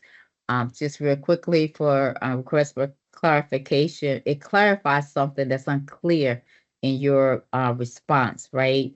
It's usually a yes or no answer, right? You did or you did not. You understood or you did not. And it's taught, just to help us again clarify information that's not already submitted with the proposal. You cannot alter your proposed price submitted in a proposal. So you either can honor if you made a mathematical error, either you cannot change that. You either gonna be willing to offer what you submitted, or you can withdraw your proposal. Best and final offer, again, this is a negotiation tools. It says that negotiations can take place over the phone, which is unlikely. It is more what we're doing today, right? It's going to be a Teams call.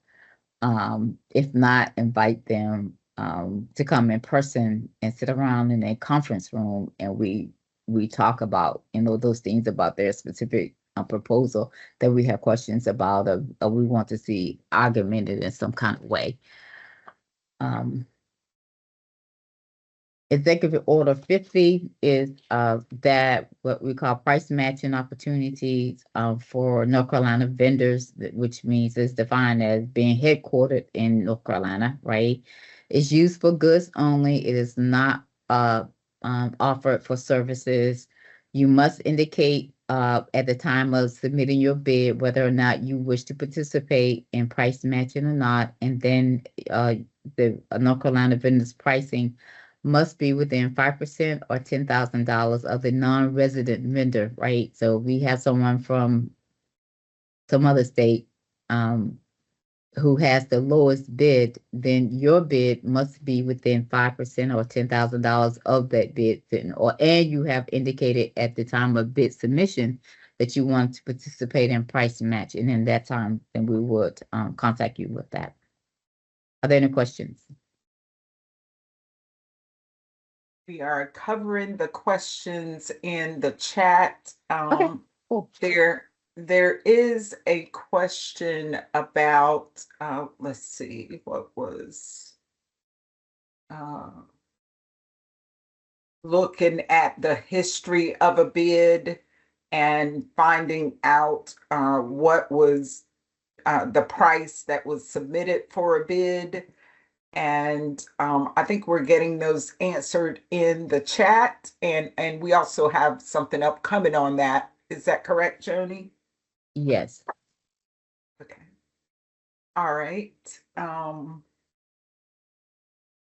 I do have a question. What can a bidder expect if an award has not been issued after a 3-month period or longer? And the couple things. One, you should have received some type of notification, because most bids, they are not a legal offer, but for a certain set amount of time in the solicitation document, it would indicate, I believe, on the first not the cover sheet, but the first full page of information, it and somewhere near the signature box, it indicates where how long the bid is legal for. So it could be 60, 90 days, 120 days.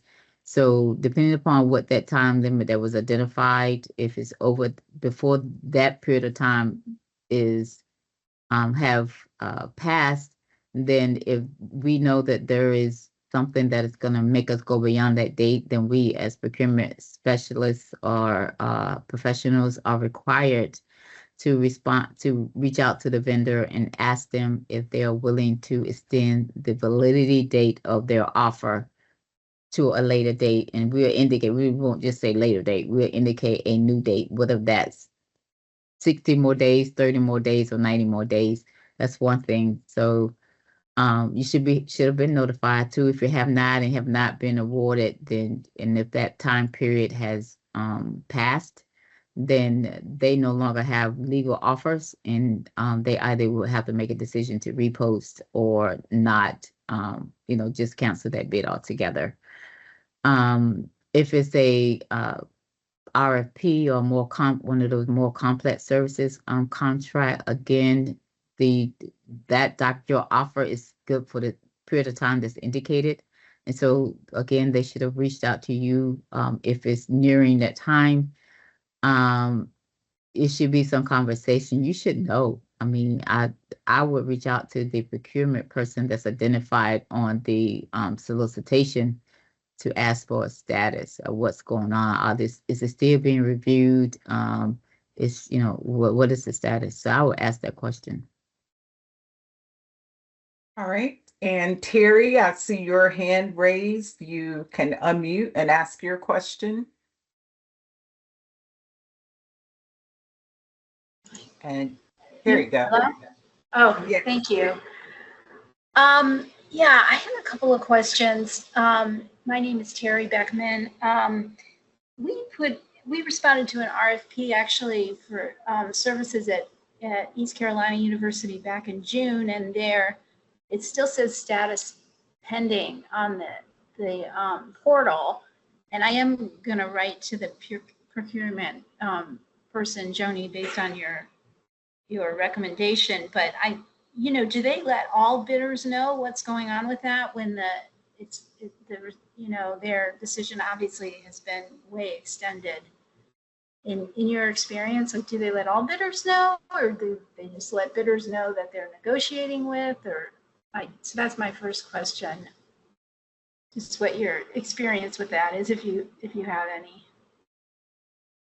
So I think that it's a couple things, right? Again, the bid is legal for a certain amount of time. If they are working within that time, then they are in review, right? They're in process of doing that. Before they are allowed to go beyond that time, then they have to notify a vendor if they need to, because until they're awarded and a bid has been determined to be responsive, then they are still in the process, right? So to answer your question, they should be responding to all vendors with some status. But again, I would send a quick email, make a phone call, and just say, hey, where are we with this? We have not heard anything. Is any communications coming out? Okay. And I would also be really interested to know how you can find out pricing on past bidding. And I know you said you had maybe have another education session about that, but if there are any websites, or I don't see there is, and if you give us about 5 minutes, we'll be into that. So we'll talk about that. In this session. Oh, okay. Yes. Okay, yes, great. Absolutely. Thank you. No, and then my last question is it possible to get feedback about your proposal if you were not chosen? It's unlikely. I'll just tell you that it's unlikely, and there's a couple of reasons for that, right? Okay. You don't have to say why. I can imagine why. Can you repeat again where you can find pricing on the proposals that were actually? We're going to get to that, I guess. But I'm also curious, like, if you bid on something and then you don't get it, I'm very interested in seeing like the proposal that actually won, and I'm wondering if that's possible as well. So that's part of what we're going to talk about in just a few minutes as well. Okay. All right. But great. to answer the first part of your question, no, you're fine. Thank you for the questions. To answer the first part of your question in terms of what you can see, so the state agencies provide, again, unless we anticipate going into negotiations, once the bid is opened, right, then we should be posting within some reasonable period of time, 3 to 5 days, whatever, that is, a list, what we call a bid tabulation. And so it should be a list of all bids that was received. And again, as long as we don't anticipate negotiation, the amount that they bid. So that's a standard process. That's like everybody's supposed to be doing. I mean, that date might slip a little bit, but the agencies should be doing that. So if you're not getting that, then I would reach out to the procurement person to ask can you get that? They also can provide.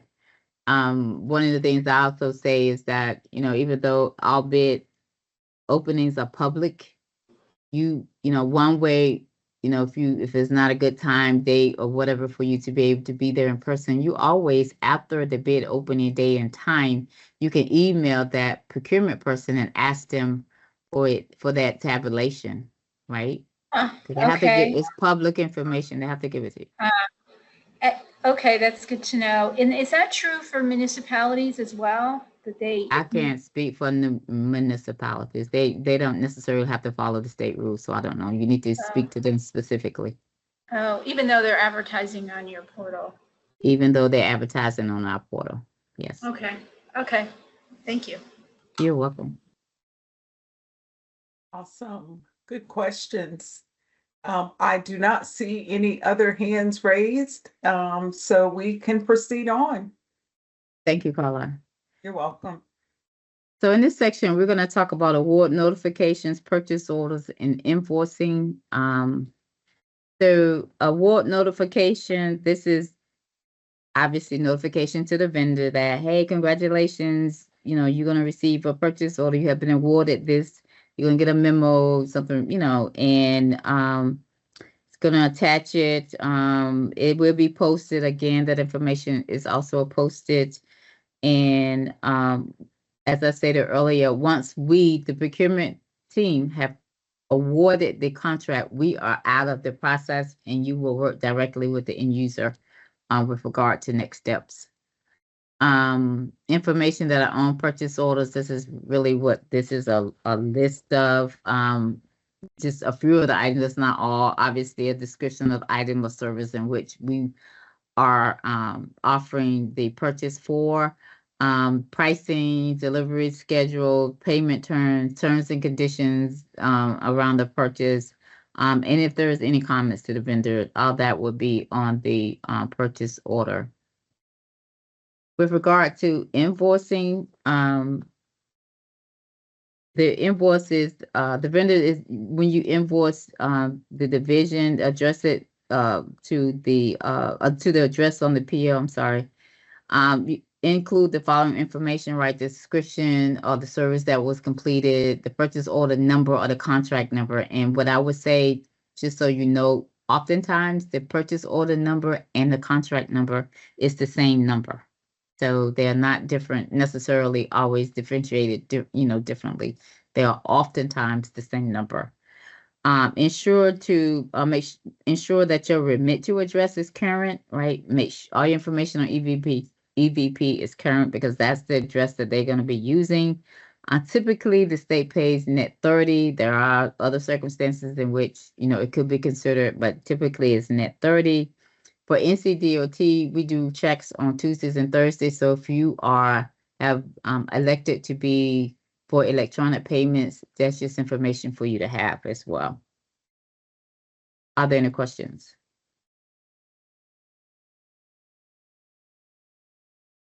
No questions in the chat. If someone wants to unmute and ask a question pertaining to this section. I see a hand raised. Myrna, you can go ahead with your question. Hi, my name is Cooper, and I am the President CEO of Aspire Trucking and Transportation Services. I hate to ask you this question, Ms. Robbins, but you had a slide that came just before invoicing. Can I see that once again, please? Sure, no problem. Hold on, let me go back. Purchase orders. That's Is the that one. the I one? sure appreciate it. I'm just trying to digest this information. I really appreciate this webinar. No problem. Are you good? You're going to get a Perfect, thank copy of this presentation, so you'll get it. Yes, It's not a problem. we will send it Absolutely. via email. All right. No other questions, Joni? I think we can proceed. All right, so we are in our last section now. So we're going to go into that. We're going to talk about contract management, inspections and testings, renewals and amendments, vendor protests, and that one thing a couple of people have asked about is public records requests and how they can work to your favor, right?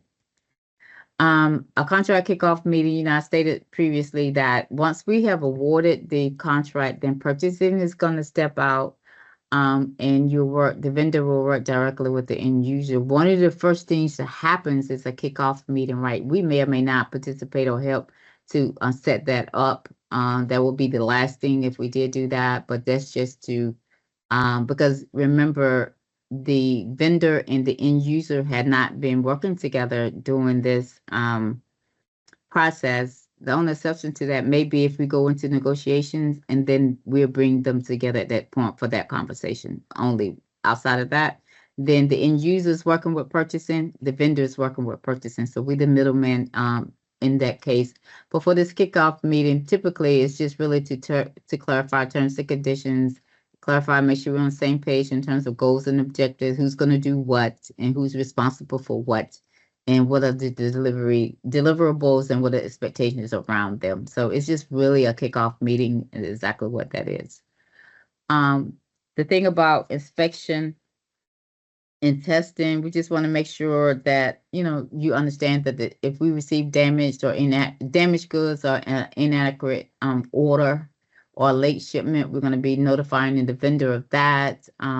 If in order for us to consider delivery to have occurred, if it's installation, you know, till the installation is completed, and which includes the disposal of waste and debris from the area, then the state does not consider that to be completed until that is done, and we would not sign off on that.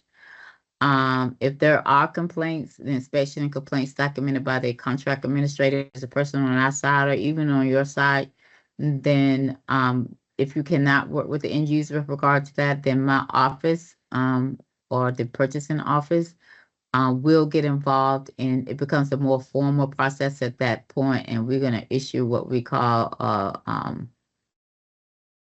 my goodness, a letter of a cure letter. Thank you. I'm sorry, I just had one of those moments. We're going to issue a cure letter, and that is a real you know, formal letter that identifies what the complaints were and what the expectations are.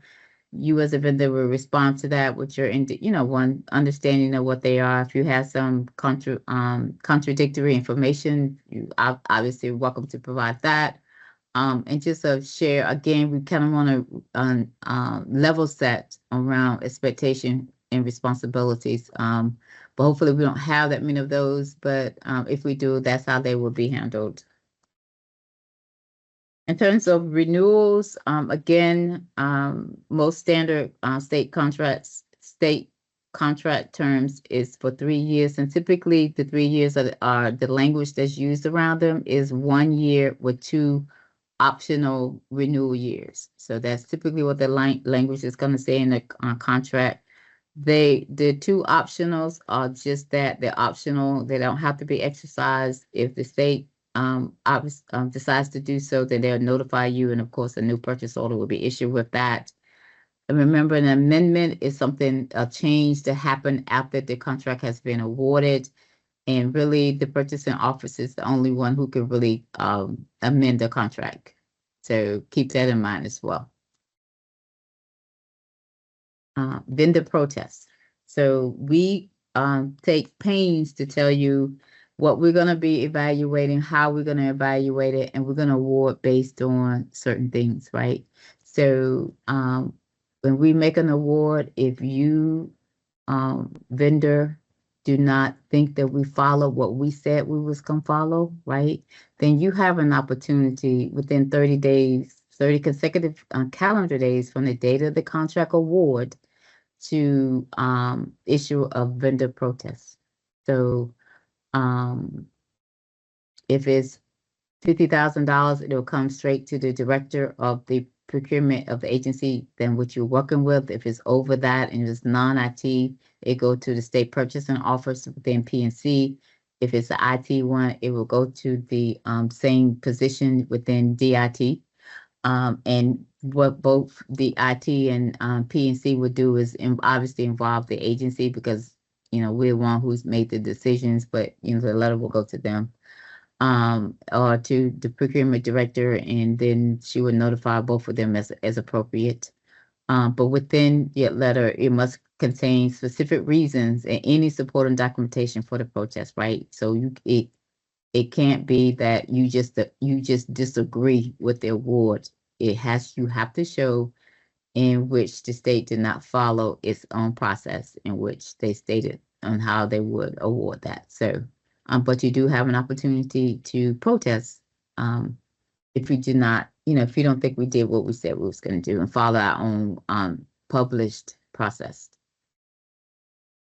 So this is to answer a couple of the questions asked about how can I get information. This is your way, public record request. So any award, any contract that has been awarded for the state of North Carolina is public records, right? One thing that you need to keep in mind that there are some information that can be identified by the vendor at the time that they submit their bid as confidential information, proprietary information.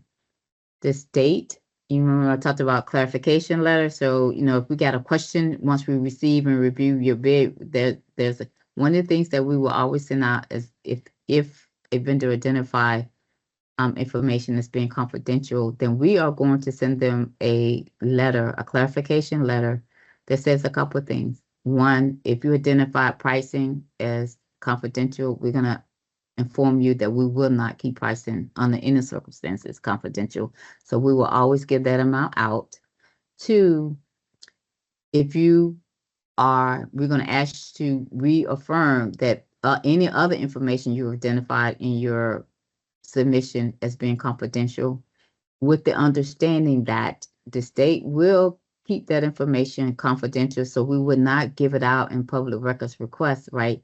But should a citizen, anyone decide to refute or challenge that confidentiality, legality, then we are informing you through this clarification process that the state will not fight your battle for you. You are going to have to take on the cost and the responsibility of going to court and defending whether your information is actually confidential or not, right? So, but you can, if information have not been challenged and it is identified other than cost as confidential, we will send you all the information with that information redacted, right? We will not give it out.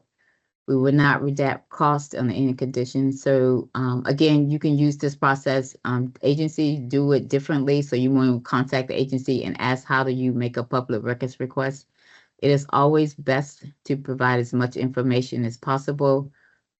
All of the posted solicitation has a solicitation number. Know what that number is, because it helps narrow down and provides an opportunity to give you a quicker response, right? Because we do a lot, right?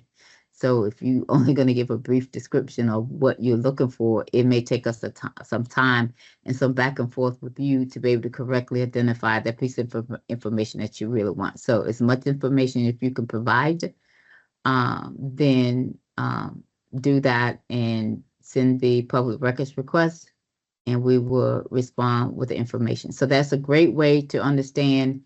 Okay, so my proposal was not awarded. I want to look at the I want to look at all the proposals, or I want to look at the winning proposal. So I'm going to make a public records request and ask for that information, and you'll get it, right?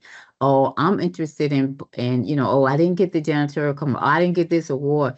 So I want to see, how much did this company bid and, blah, blah, blah. So you can ask for that information. You can get it. I just ask you to just keep in mind that because it worked that time, there's not an automatic clue that that's the amount that I worked the next time, right? So you all should always provide your best proposal.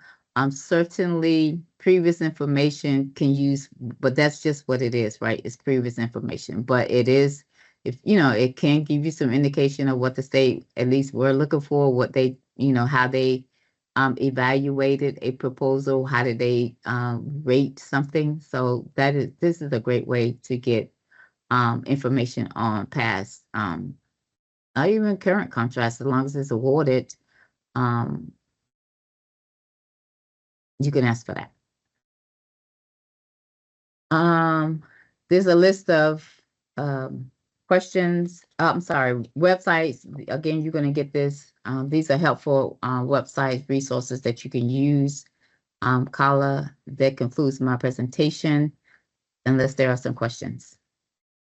There are a few questions in the chat, and I am going to. One question was about protest letters. It says, where do you send protest letters do you have to wait until a bid is rewarded? You absolutely do. Otherwise, what are you protesting? Your protest letter says that state you did not do what you said you was going to do.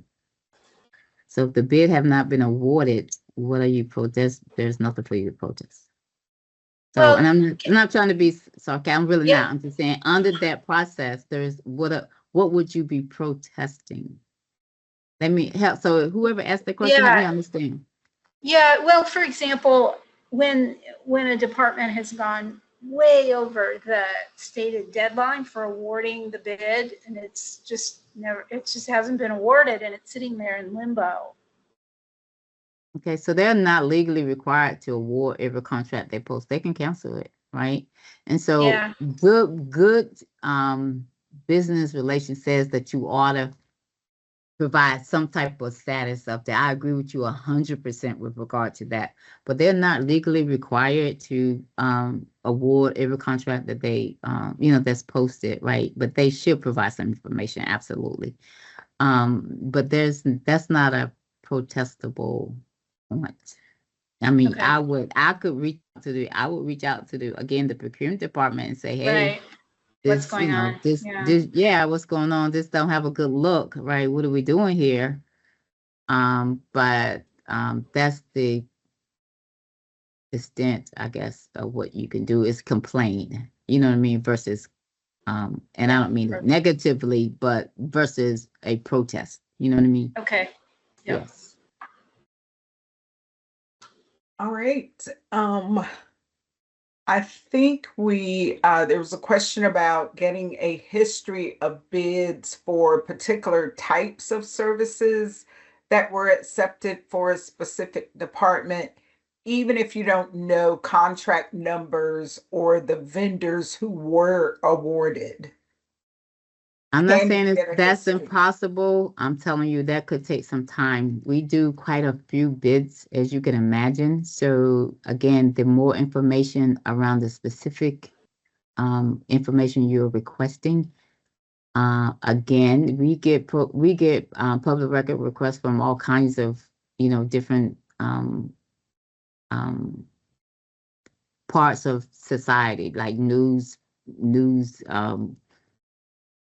stations and so the more information you ask for, the longer it's going to take us to get it together. And also understand this, we are required for public records retention reasons, right? It is unlikely you're going to get information from 20 years ago unless that contract is still in. So once a contract ends, we're required by statute to retain it for a certain, I think it's 5 years from contract end. And so anything you want older than that, it may be unlikely that the state still has that information. That's one thing. Two, if you ask for, I want the last, 4 years of information, that may take some time to try to gather. You are entitled to it if you ask for it, and we must provide it, but it may take some time to pull that together. So, but if you say, the more vague you are, the more time it's going to take, because it's not that we're trying to be resistive in any way, but we have to comb through a lot of information to try to narrow down what we think you are asking about. So the more specific you can be, the more helpful that is on our side, because we can go specifically to a certain area, right? Or certain, in my case, a certain team that I know handles those kinds of procurements. I can, hey, listen, I need this. So again, the more specific you can be about it, the better. And question is there a database that shares contract descriptions and bid amounts that is publicly accessible? And do you have that? Yeah. I don't know if you're asking, is there a place with the state that every contract that's ever been listed is listed by description and an amount? No, I don't know of a place that has that. Agencies are different entities in a sense that, they maintain their own, responsibilities and requirements. And so while we work under the same rules and laws, we still do very different things. So, no, to answer your question, I don't know of one place that you'll get that across the state. It is best to work with the individual agency to be able to get that information if you're looking for something specific. And besides EVP, I mean, the tabulations are posted there, but it would not be a comprehensive database of everything that Right. has ever been bid, if that's the Right. question. Correctly. Thank you, Colin. Any other questions? We are open to hands raised. If you have any other questions.